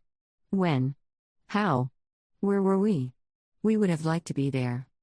The irony in his protest was so thick I could practically taste it. 3 hours ago, he'd been perfectly content to let our engagement announcement become a footnote to Sarah's birthday celebration. Now he was upset about missing our actual wedding ceremony. "You were invited," Derek said with a kind of pleasant reasonableness that made his words even more devastating. "But you seemed pretty busy with Sarah's birthday party setup, so we decided to handle the wedding ourselves. We figured you wouldn't want us to interrupt your important family celebration with our little ceremony." The way he threw their own words back at them was masterful. Every excuse they'd given for prioritizing Sarah's birthday over our engagement was now being applied to explain why they'd missed our wedding entirely. Mom's face was cycling through colors like a mood ring experiencing rapid temperature changes, pale shock, flushed embarrassment, then a grayish pallor as the full implications of their treatment began to sink in. "But what about traditions? What about the planning? We wanted to help with your wedding." "You did help," I said, gesturing around the elegantly decorated space. "You provided a beautiful venue with professional decorations and catering. Everything we needed for the perfect wedding reception." The logic was so simple and unassailable that it left them scrambling for alternative objections. They'd created the perfect party space, hired professional services, and gathered our extended family and friends. The only thing they'd failed to do was remember that Derek and I were supposed to be the primary celebrants rather than supporting characters. "What about our plans?" I asked, finding my voice. Our engagement party became Sarah's birthday party. So we adapted. Sarah finally found her voice. "You got married during my birthday party?" "We got married before your birthday party," Derek corrected. "Completely separate event. Wouldn't want to overshadow your special day." The look Sarah gave him could have curdled milk. But before she could respond, Derek's father stepped forward with a huge grin. "Well then, congratulations are in order," he boomed, raising his champagne glass. "To Derek and Jessica Chapman." The toast caught on among our actual friends, while my family stood frozen in shock. Michelle continued photographing everything, creating a visual record of the moment we finally stood up for ourselves. "But the venue," Mom protested weakly. "The contract. We paid for this space for your engagement party. And now you're getting a wedding reception instead," I replied. "Seems like an upgrade to me." Derek wrapped his arm around my waist, and I leaned into him, feeling more supported than I had in years. Around us, the party was reorganizing itself into something entirely different, not Sarah's birthday celebration with an engagement announcement sidebar, but an impromptu wedding reception where Sarah's decorations happened to provide a beautiful backdrop. "This is unbelievable," Sarah muttered, but her voice was lost in the general congratulations and excitement. Michelle appeared at my side again, showing me more photos. "These are incredible, Jess." The expressions when Derek made the announcement are priceless. Looking at the images, I could see the exact moment everything shifted. Derek's confident smile, my expression of nervous excitement, and behind us, my family's faces registering shock, confusion, and the slow realization that they'd been completely outmaneuvered. "So," Derek announced to the room, "who's ready to celebrate our wedding?" The response was overwhelmingly positive, at least from everyone who wasn't related to me. Our friends threw themselves into turning Sarah's birthday party into our wedding reception with enthusiasm that bordered on glee. Someone changed the music to more romantic selections, Michelle organized group photos, and Derek's mother somehow convinced the bartender to create a signature wedding cocktail on the spot. Sarah retreated to a corner table, clutching her half-open presents and looking like someone had stolen Christmas. Mom and Dad huddled together, clearly trying to figure out how they'd lost control of the situation so completely. But the majority of the guests were genuinely excited about the unexpected wedding celebration. "This is brilliant," my cousin Linda said, appearing with a fresh champagne glass. "So much more romantic than a regular engagement party." "But what about Sarah's birthday?" Mom asked plaintively, as if the celebration weren't continuing around us. "What about it?" I replied. "She's 25 today whether we're engaged or married. The birthday doesn't stop happening because we decided to have a wedding." Derek leaned over to whisper in my ear. "How does it feel to be married?" I considered the question, looking around at the space that had been transformed from my engagement party to Sarah's birthday celebration to our impromptu wedding reception. The gold and white decorations that had seemed like such an insult an hour ago now felt like elegant wedding decor. The ice sculpture I'd resented was now a beautiful centerpiece for our reception. Even Sarah's elaborate cake tower worked perfectly as wedding dessert. "It feels like winning," I said honestly. Derek's laugh was rich and warm. "Good, because that was the point." As the afternoon continued, I watched my family navigate their new reality with varying degrees of grace. They'd invested so much energy in turning my engagement party into Sarah's birthday showcase that they'd never considered the possibility that I might create an entirely different celebration altogether. Now they were trapped in the awkward position of either celebrating my wedding with genuine enthusiasm or openly admitting that they preferred my sister's birthday to my marriage, a level of favoritism too petty to maintain in front of extended family and friends. Most of them chose celebration, probably because the alternative would have revealed their priorities in a way that was too embarrassing to sustain publicly. But I caught Sarah shooting increasingly murderous looks in our direction throughout the afternoon, her perfect composure cracking as she realized that her birthday party had been completely overshadowed by my impromptu wedding reception.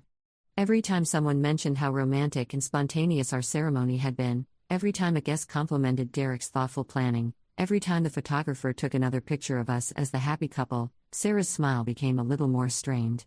"This is so much more meaningful than a regular engagement party," my cousin Linda gushed, appearing with yet another champagne refill. "The spontaneity makes it feel so authentic and romantic. Plus, you'll never forget your anniversary," Derek's college friend Mike added with a grin. "Pretty hard to mix up the date when you got married at someone's birthday party." The irony wasn't lost on anyone who understood the full context. Sarah's special birthday celebration had become the backdrop for our wedding story, not just any wedding story, but one that would be retold for decades as an example of true love triumphing over family drama and social expectations. "Every time you celebrate your anniversary, you'll be celebrating my birthday too," Sarah said, attempting to inject some control back into the narrative. But her words came out sounding petty rather than inclusive, especially since she'd spent the entire day trying to minimize our presence at what was supposed to be our own event. "How lucky for you," Derek replied smoothly. "You'll always have something extra special to celebrate on your birthday, the day Jessica and I chose each other above everything else." The response was perfect in its simplicity and devastating in its accuracy. Derek had managed to reframe Sarah's attempt at narrative control as an additional celebration of our love story rather than a way for her to maintain centrality in the day's events. "Ironic, isn't it?" Derek murmured, following my gaze toward my sister. "She spent all that time planning how to overshadow your engagement, and instead she ended up providing decorations for your wedding." The justice of it was so perfect I almost laughed out loud. Every gold streamer, every white rose, every expensive detail Sarah had insisted upon was now serving as the backdrop for my triumph. She'd inadvertently created the most beautiful wedding reception I could have asked for. As the party wound down, guests began approaching to offer congratulations and take photos. Many of them mentioned how romantic and spontaneous the whole thing was, completely unaware of the family drama that had precipitated Derek's elaborate plan. "This has been the most beautiful wedding I've ever attended," Derek's aunt said, squeezing my hands. "So authentic and full of love." Authentic. That was exactly what it had been. No forced smiles for the sake of family harmony, no swallowing disappointment to keep the peace. Just Derek and me, choosing each other in the most public way possible.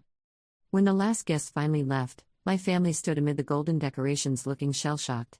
Sarah clutched her unopened presents like life preservers, while Mom and Dad surveyed the remnants of what was supposed to have been a carefully controlled celebration. "Well," Dad said finally, "that was unexpected." "The best things usually are," Derek replied diplomatically. Mom opened her mouth as if to say something, then seemed to think better of it. For possibly the first time in my adult life, she appeared to be at a complete loss for words. Sarah, however, had found her voice again. "You completely ruined my birthday party." "Did I?" I looked around at the empty venue, still decorated in her gold and white theme. "Looks like you got exactly the party you planned. Beautiful decorations, professional photography, everyone gathered to celebrate. The only thing that changed was what we were celebrating. It was supposed to be my day." "It still was your day," Derek said reasonably. "You had your birthday party. We just happened to have our wedding beforehand." The logic was unassailable, which only seemed to make Sarah angrier. She stormed toward the exit, leaving her presents and decorations behind like the aftermath of a very expensive tantrum. Mom hurried after her, offering soothing words and promises to help pack everything up. Dad lingered for a moment, looking like he wanted to say something but couldn't quite find the words. "I suppose congratulations are in order," he said finally. "Thank you," I replied. "Though technically, we should be thanking you. None of this would have happened if you hadn't turned our engagement party into Sarah's birthday celebration." Dad's expression suggested he was beginning to understand the full implications of their family's treatment of my original celebration. "Jessica, it's fine, Dad," I interrupted gently. Everything worked out exactly the way it was supposed to. And it had. Standing in the empty venue with Derek, surrounded by the remnants of Sarah's birthday party that had become our wedding reception, I felt the satisfaction so complete it was almost overwhelming.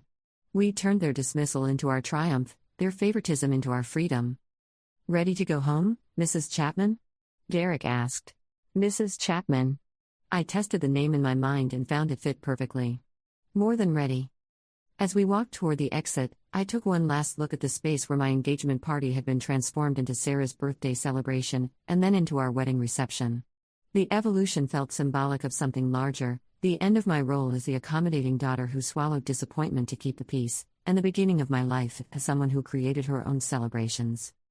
Derek squeezed my hand as we reached the parking lot. "Any regrets?" I considered the question seriously, thinking about the elaborate engagement party I'd originally planned, the family relationships that might be strained by our rebellion, the traditional wedding we'd skipped in favor of a parking lot ceremony. "None whatsoever," I said, and meant it completely.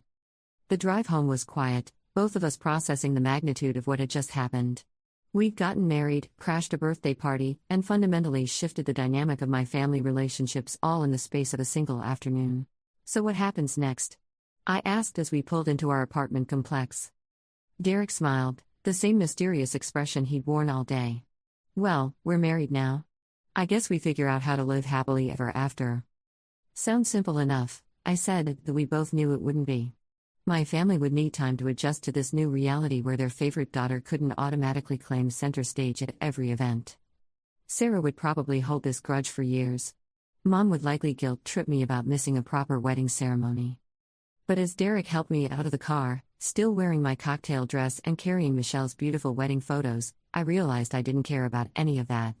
For the first time in my adult life, I'd chosen my own happiness over my family's expectations. And it felt absolutely extraordinary. "Mrs. Chapman," Derek said, unlocking our apartment door, "welcome to the rest of your life." I stepped across the threshold as a married woman, leaving behind the version of myself who would have spent the evening crying about Sarah's birthday party or shadowing my engagement announcement. That Jessica felt like a stranger now, someone I used to be before I learned the power of writing my own ending. Inside our apartment, Derek had apparently prepared one final surprise. Candles flickered on every surface, and rose petals created a path from the door to the living room. A bottle of champagne sat chilling on the coffee table next to a small wrapped gift. "When did you have time to do all this?" I asked, amazed at his thoroughness. "I may have had some help," he admitted. "Michelle came by this morning while you were at the venue." The gift turned out to be a leather photo album, already filled with images from our parking lot ceremony and impromptu reception. Michelle had somehow managed to print and arrange them while we were still celebrating, creating a complete visual record of the most unconventional and perfect wedding day imaginable. "Look at this one," Derek said, pointing to a photo taken just as he announced our marriage to Sarah's birthday party. In the image, we're standing together in the center of the room, radiating happiness and confidence. Behind us, you can clearly see my family's shocked faces and Sarah's expression of absolute fury. "We look like people who just won the lottery," I observed. "Didn't we?" Derek asked, popping the champagne cork. "We got exactly what we wanted, despite every obstacle they put in our way." He was right. We'd wanted a celebration of our commitment surrounded by people who cared about us. We'd gotten exactly that, plus the satisfaction of completely outmaneuvering a family system that had never treated my happiness as a priority. As we settled onto our couch with champagne and wedding photos, I felt a peace I hadn't experienced in months. No more anxiety about Sarah overshadowing our announcement, no more resentment about paying for someone else's party, no more swallowing disappointment to keep the family peace. "To the perfect wedding," Derek said, raising his glass. "To the perfect husband," I replied, clinking my glass against his. Outside our window, the sun was setting on what had started as Sarah's birthday party and ended as our wedding day. Tomorrow, I'd probably face phone calls and family drama and Sarah's ongoing fury about her ruined celebration. But tonight, I was simply a newlywed, sitting in my candlelit living room with my husband, looking through photos of the day we chose each other over everyone else's expectations. And it was absolutely, perfectly, completely worth it. The last photo in the album showed Derek and me leaving the venue, walking hand in hand toward our car. In the background, you could see my parents helping Sarah load her birthday presents into their vehicle. The image perfectly captured the ending of one story and the beginning of another, Sarah's birthday party concluding while our marriage began. I love this one, I said, touching the photo gently. Me too, Derek agreed. It looks like a happy ending. But as I studied the image, I realized it wasn't an ending at all. It was a beginning, the first chapter of a life where I chose my own celebrations, created my own happiness, and wrote my own story instead of playing a supporting role in someone else's. And what a story it was going to be. Story 4. My 14-year-old hacked into NASA and the director asked for his autograph. I was reviewing quarterly reports when my phone started buzzing with the kind of persistence that makes your stomach drop. First call was from Jefferson High School. Second was from someone identifying themselves as Special Agent Morrison with the FBI. The third was a text from the school principal that just said, "Federal agents on campus. Need you here immediately. Urgent." My hands went cold as I pushed back from my desk, my mind racing through scenarios that made no sense. My son Marcus was 14, brilliant but quiet. The kind of kid who built computers from spare parts and spent weekends coding instead of playing sports.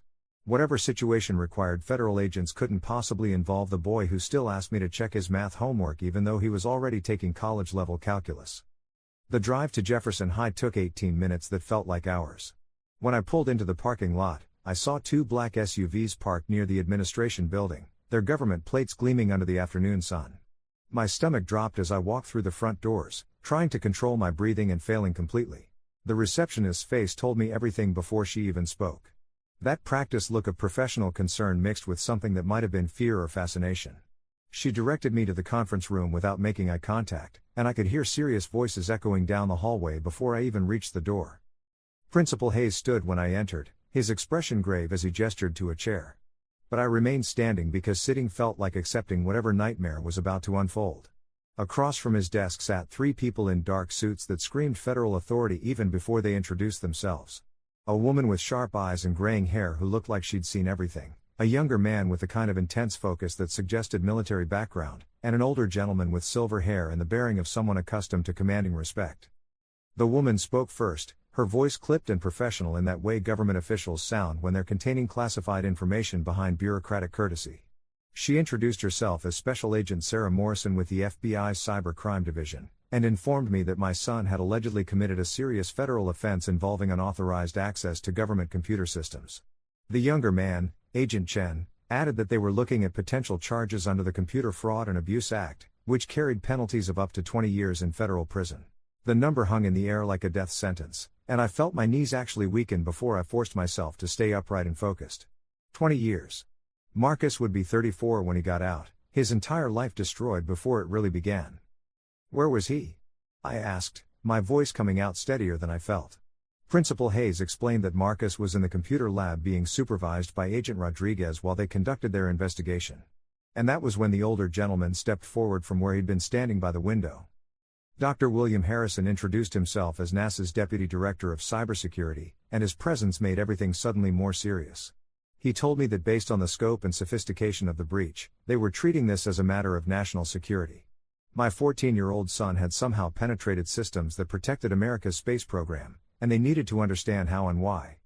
Agent Morrison started explaining the technical details then, describing how Marcus had allegedly bypassed multiple layers of security, accessed classified mission data, and potentially compromised ongoing operations.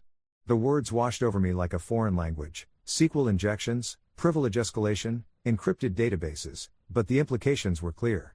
My son was being accused of cyber terrorism. But something didn't add up. Marcus had never shown any signs of antisocial behavior in his entire life. He tutored younger kids in programming, volunteered at the local library teaching seniors how to use computers, and had won the regional coding competition 3 years running. The idea that he would maliciously attack government systems seemed impossible. I asked if I could see my son first before we discussed anything else. Agent Morrison nodded, leading me down the hallway toward the computer lab while Dr. Harrison and Agent Chen followed at a respectful distance. Principal Hayes stayed behind, but I could feel the weight of institutional authority bearing down on me with every step. The computer lab smelled like electrical components and cleaning solution. Marcus sat at one of the workstations with his hands folded in his lap, staring at a black screen while Agent Rodriguez stood nearby monitoring him. When he looked up at me, I saw something in his eyes I'd never seen before. Not fear or guilt, but a kind of frustrated determination that made him look older than his 14 years. Like he'd discovered something important and knew nobody was going to listen. His laptop bag sat sealed in an evidence bag on the teacher's desk, along with several printed pages that looked like code listings. I realized with growing horror that they'd confiscated everything, treating my son like a criminal when I still couldn't understand what he'd supposedly done wrong. I sat down next to Marcus and took his hand, asking him as calmly as I could manage to tell me what happened. And he looked at me with those eyes that were suddenly too mature and said 6 words that changed everything. "Dad, NASA's Mars mission is vulnerable." My son had been working on a computer science project about network security when he decided to test his skills against what he assumed would be NASA's impenetrable defenses. It started as intellectual curiosity, he explained in his careful way.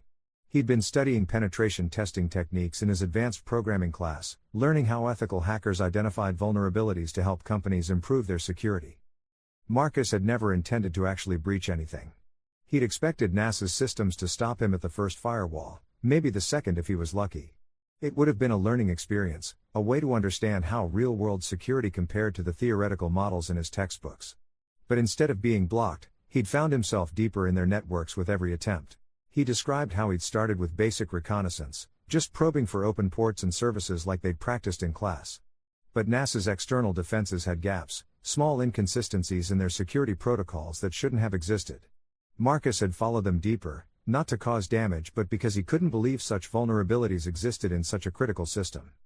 The computer lab door opened and Dr. Harrison stepped in, his expression serious as he explained that they needed to begin the formal interview process. And I found myself asking what specific systems Marcus had allegedly accessed, because the technical details they'd mentioned earlier seemed too vague for such serious charges. Dr. Harrison pulled out a tablet and showed me a network diagram that meant nothing to me, but Marcus's eyes widened when he saw it.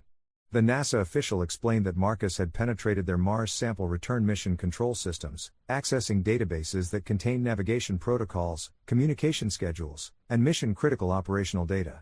Any disruption to those systems could jeopardize a multi-billion-dollar mission and potentially endanger astronaut lives. I looked at my son and asked him directly if he'd accessed those systems.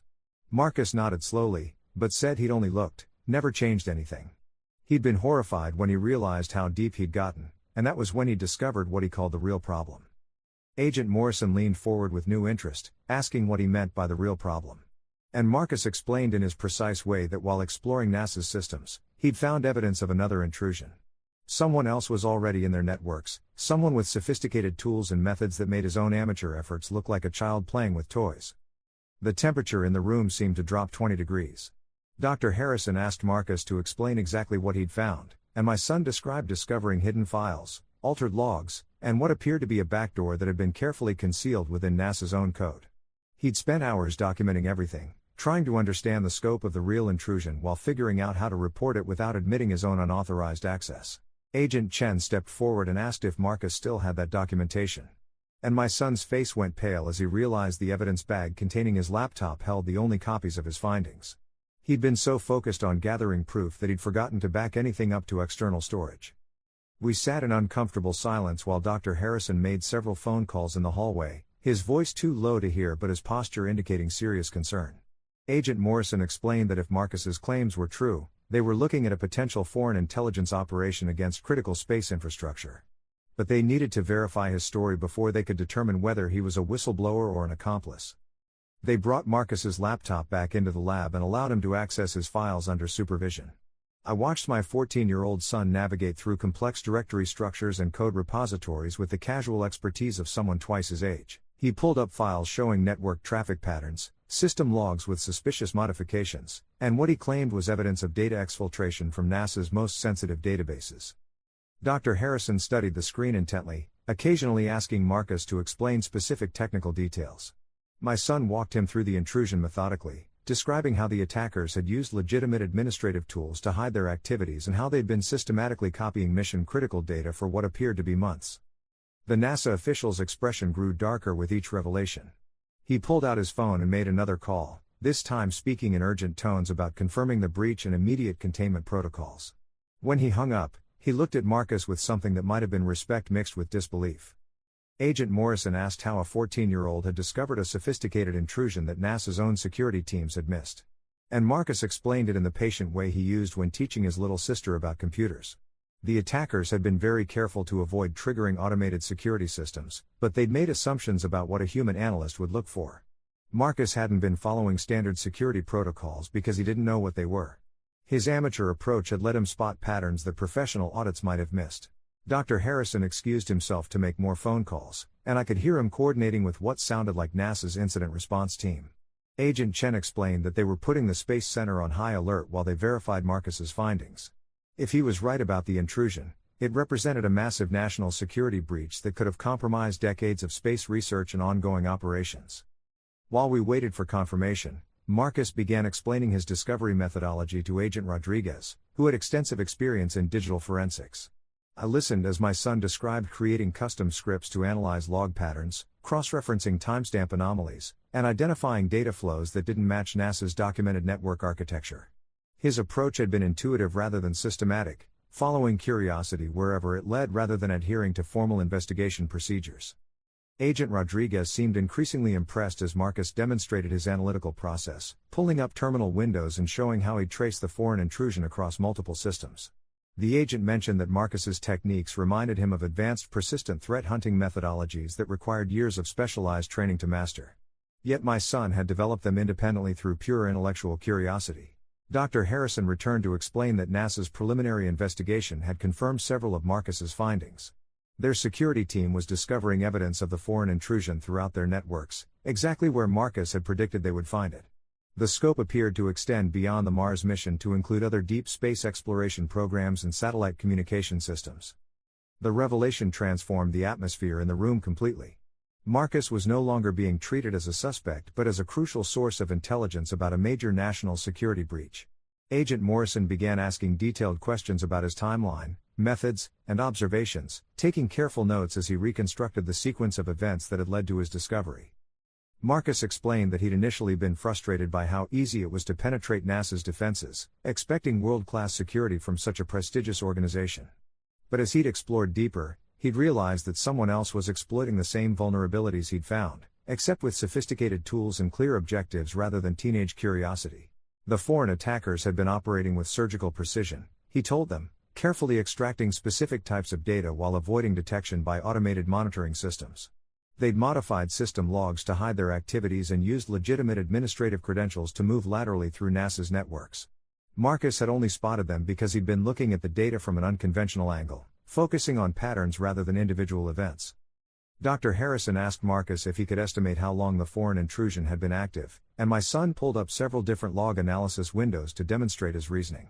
Based on the accumulated evidence, he believed the attackers had been inside NASA's networks for at least 8 months, possibly longer.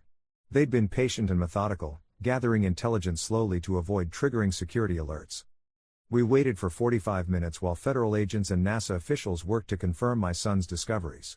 Marcus sat quietly answering technical questions from Agent Rodriguez, who turned out to have a computer science background and seemed impressed by the sophistication of Marcus's analysis.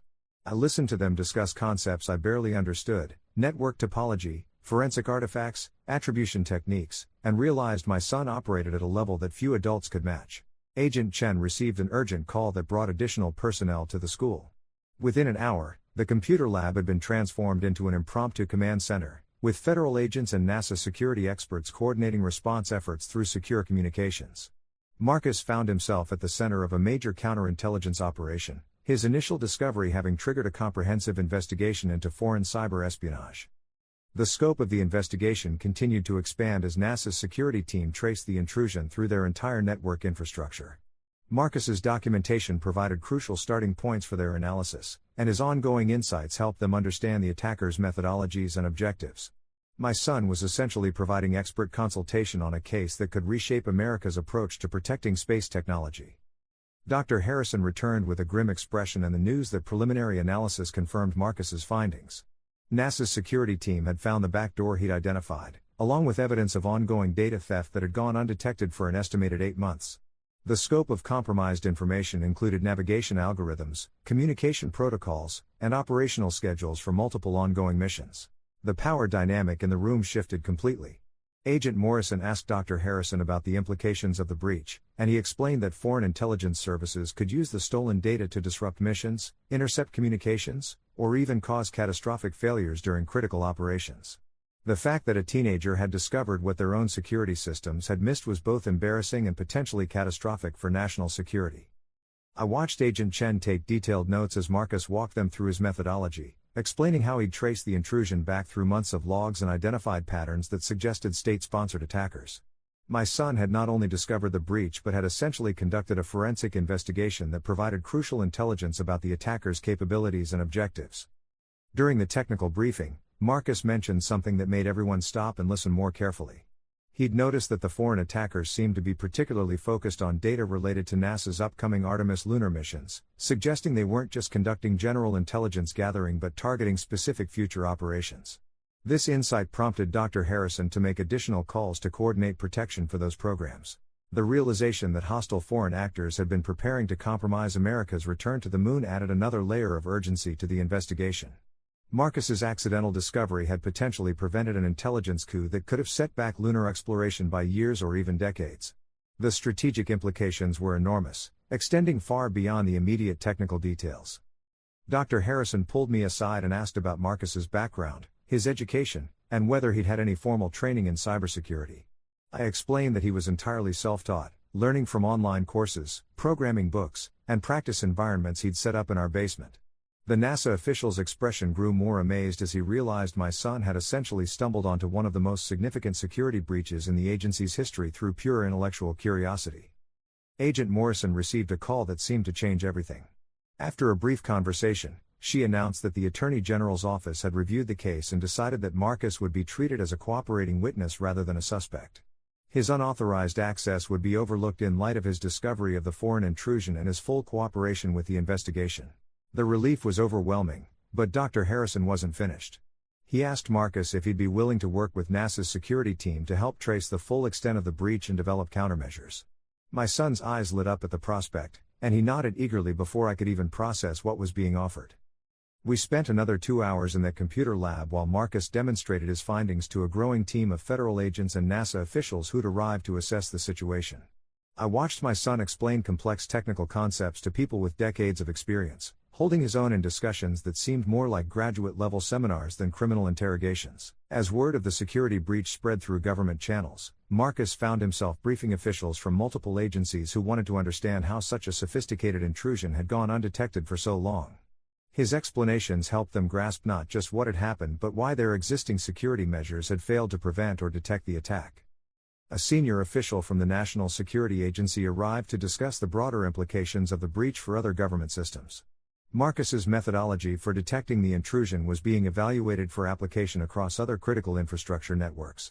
My 14-year-old son was inadvertently teaching federal cybersecurity experts new techniques for protecting national security systems. The NSA official asked Marcus to walk through his discovery process step by step, taking detailed notes about his unconventional approach to log analysis and pattern recognition. The techniques he'd developed through curiosity and experimentation were being formalized into procedures that could be used by professional security teams throughout the government. As the afternoon wore on, it became clear that Marcus had not only avoided federal charges but had potentially saved NASA millions of dollars and prevented what could have been a catastrophic intelligence loss. The foreign attackers had been preparing to disrupt the upcoming Mars sample return mission, and Marcus's discovery had given NASA time to secure their systems and protect the operation. Dr. Harrison asked to speak with me privately as the technical briefings continued. We stepped into the hallway, and he explained that Marcus's intuitive approach to cybersecurity was unlike anything he'd seen in 30 years of government service. The way my son had identified patterns and traced attack vectors showed a natural understanding of how systems could be exploited that most professionals spent years developing. He pulled out a business card and offered Marcus a summer internship with NASA's cybersecurity division, explaining that they could use someone with his unconventional perspective and natural talent. The internship would include security clearance, mentorship from their top experts, and exposure to cutting-edge space technology. It was an opportunity that most college graduates would kill for, and they were offering it to my 14-year-old son. I asked if this was standard procedure for teenage hackers, and Dr. Harrison smiled for the first time that day. He explained that nothing about this situation was standard. Marcus had demonstrated capabilities that suggested he could have a significant impact on national security if properly channeled. They wanted to nurture his talent rather than waste it, and NASA had programs specifically designed to identify and develop exceptional young minds. We returned to find Marcus deep in conversation with a team of NASA engineers about potential improvements to their security architecture. He was sketching network diagrams and explaining concepts with the confidence of someone who'd spent years in the field. The federal agents had essentially become observers as my son participated in what amounted to a high-level security consultation. The engineers were particularly interested in Marcus's insights about how attackers exploited assumptions built into security systems. His outsider perspective revealed blind spots that experienced professionals had difficulty seeing, and his suggestions for improvement were already being incorporated into NASA's security redesign plans. Agent Morrison approached me as the meeting wound down and explained that the FBI would need Marcus to provide a formal statement for their investigation into the foreign intrusion. But she made it clear that he was now considered a crucial witness rather than a suspect, and that his cooperation could help prevent future attacks against critical infrastructure. The drive home took us past Jefferson High, and I realized we'd spent nearly 6 hours in that computer lab while Marcus helped federal agents understand one of the most significant security breaches in NASA's history. My son sat in the passenger seat, still processing everything that had happened, occasionally shaking his head as if he couldn't believe the day was real. That evening, after I'd called my wife to explain why we'd missed dinner and gotten Marcus settled with takeout pizza, I sat down with him to talk about what had happened. He was worried that he'd gotten in trouble for hacking, and I had to figure out how to explain that he'd simultaneously committed a federal crime and potentially saved America's space program. I told him that what he'd done was both brilliant and dangerous, and that accessing government systems without permission could have had consequences that lasted the rest of his life. He listened seriously and asked if the bad guys would try to retaliate against NASA now that their intrusion had been discovered. And I was struck by the fact that he was thinking strategically about the implications rather than just worrying about his own situation. Marcus asked if he was going to be able to take the NASA internship, and I pulled him into a hug and promised that we'd make it work somehow. That Dr. Harrison had said he was exactly the kind of person they needed to protect critical systems, and that made all the difference. He smiled then, finally relaxing as the adrenaline and stress wore off to leave behind an excited teenager who'd just been offered the opportunity of a lifetime. The next morning, we drove to the FBI field office to complete Marcus's witness statement. Agent Morrison met us in a professional conference room with recording equipment and a stenographer. She asked Marcus to describe his discoveries in detail for the record, and he went through everything methodically, his technical explanations precise and comprehensive. The FBI had worked through the night to confirm the scope of the foreign intrusion, and Agent Morrison explained that Marcus's discovery had potentially prevented the theft of billions of dollars worth of space technology and research. The attackers had been planning to extract complete mission profiles that would have compromised not just current operations but future space exploration programs as well. She told Marcus that his cooperation was helping them trace the attack back to its source and develop defenses against similar intrusions. The Attorney General had personally reviewed the case and authorized a commendation letter recognizing his service to national security. For a 14-year-old to receive federal recognition for cybersecurity work was virtually unprecedented. Dr. Harrison called that afternoon to discuss the internship details. NASA had expedited Marcus's background check and security clearance application, and they wanted him to start the following Monday if possible. The program would allow him to work with their top security experts while continuing his regular schoolwork, essentially providing him with graduate-level training in cybersecurity and space technology. My wife and I spent that evening reviewing the internship paperwork, trying to understand how our son had gone from potential federal criminal to NASA intern in less than 24 hours. The documentation was impressive: mentorship opportunities, access to classified projects, and a clear path toward a career protecting America's most critical technological assets.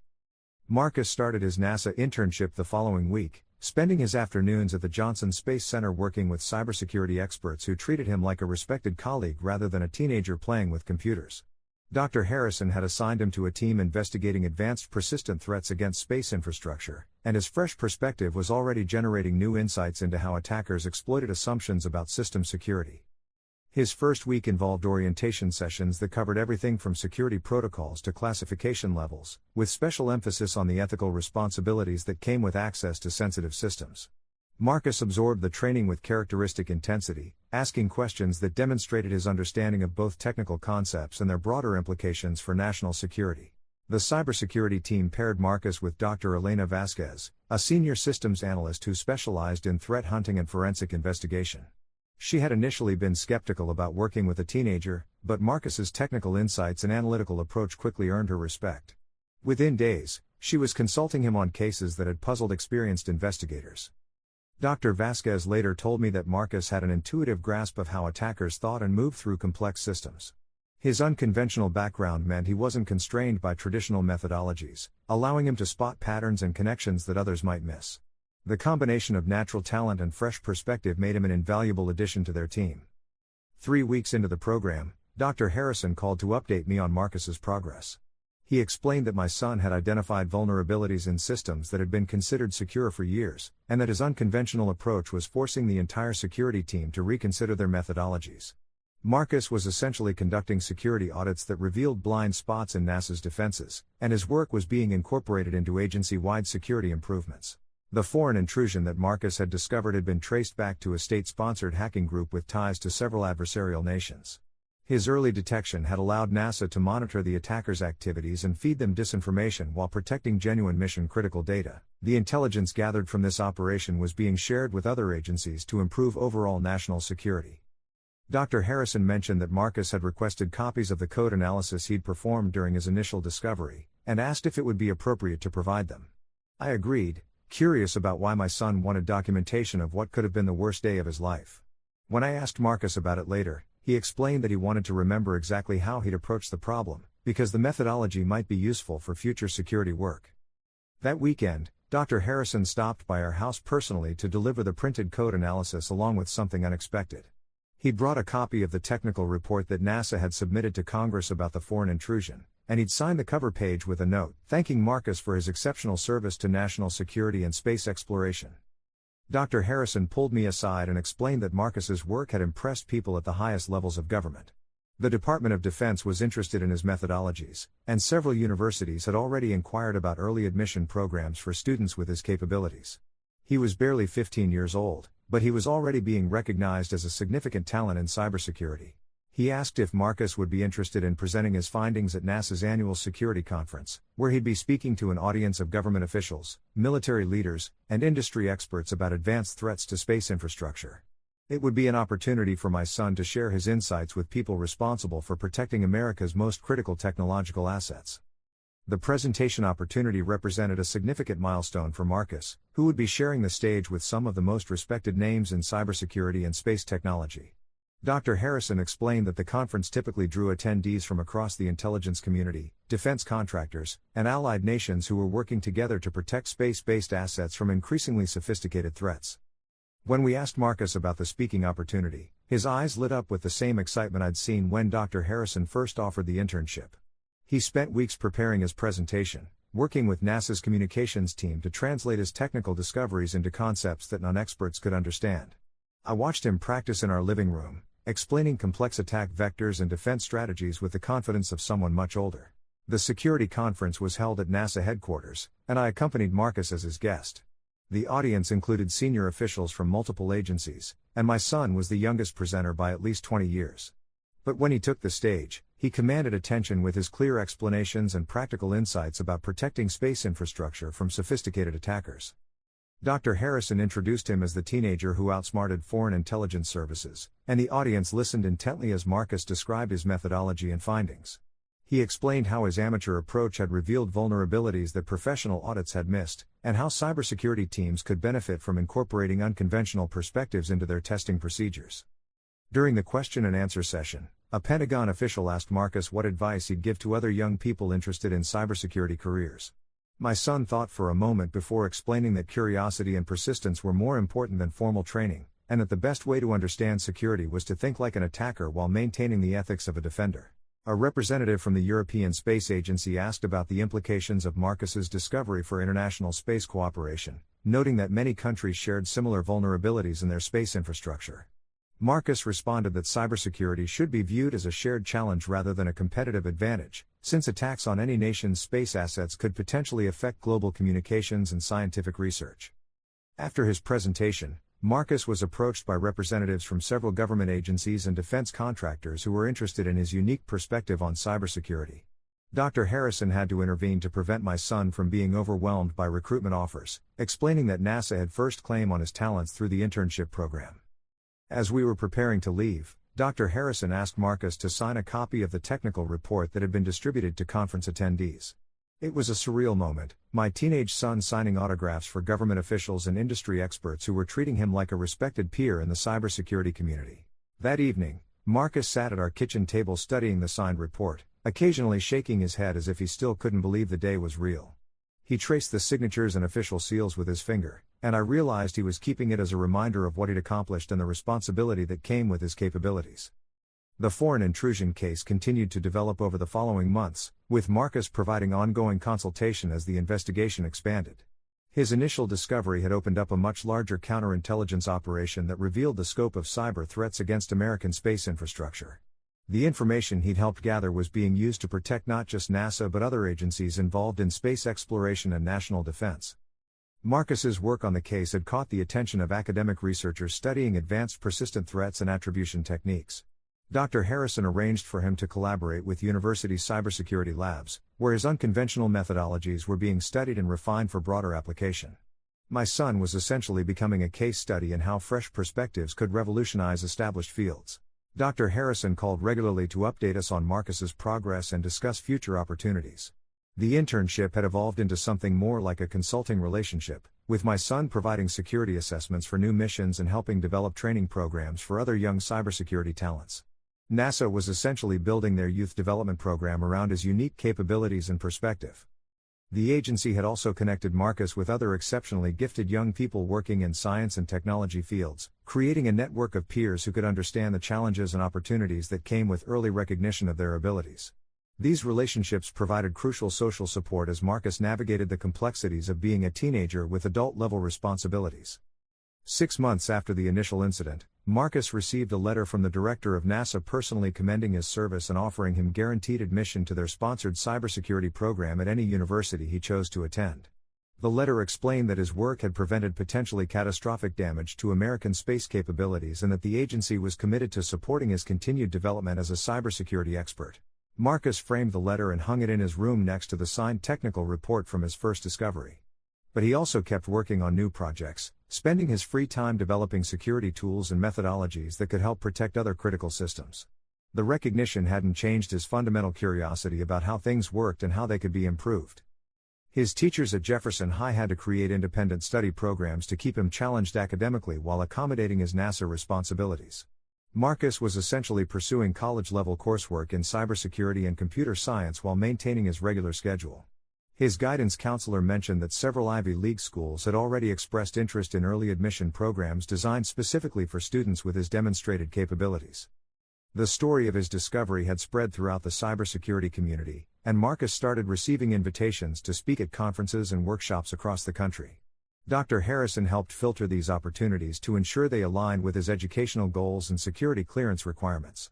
My son was becoming a recognized expert in his field while still navigating the social challenges of being a teenager in high school. One afternoon, Marcus came home from NASA with news that the investigation had concluded successfully. The foreign attackers had been identified and their network dismantled, thanks largely to the intelligence gathered after his initial discovery. Several other government agencies had adopted his methodology for detecting sophisticated intrusions, and his work was being incorporated into national cybersecurity standards. Dr. Harrison called that evening to discuss Marcus's long-term career prospects. NASA wanted to sponsor his college education in exchange for a commitment to work for the agency after graduation. The program would provide full funding for undergraduate and graduate degrees at top universities, along with continued internship opportunities and mentorship from leading experts in space technology and cybersecurity. Marcus accepted the offer without hesitation, understanding that it represented not just educational opportunities but the chance to spend his career protecting systems that were crucial to American national security and space exploration. He'd found his calling in that moment of curiosity that had led him to test NASA's defenses, and the agency was committed to helping him develop his talents to their full potential. Years later, when Marcus was completing his PhD in cybersecurity at MIT while continuing his work with NASA's Advanced Threat Detection Team, he'd tell the story of the day he accidentally discovered foreign spies in America's space program and the NASA director asked for his autograph. He'd write about learning that curiosity and ethical responsibility could coexist, and that the best cybersecurity work came from understanding systems well enough to protect them from people who wanted to cause harm.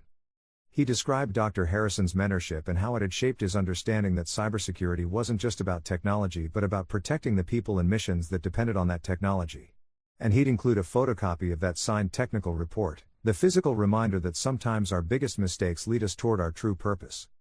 I kept my own copy of that report in my office desk drawer, pulling it out occasionally when I needed to remember that my son was braver and more capable than I'd ever imagined possible.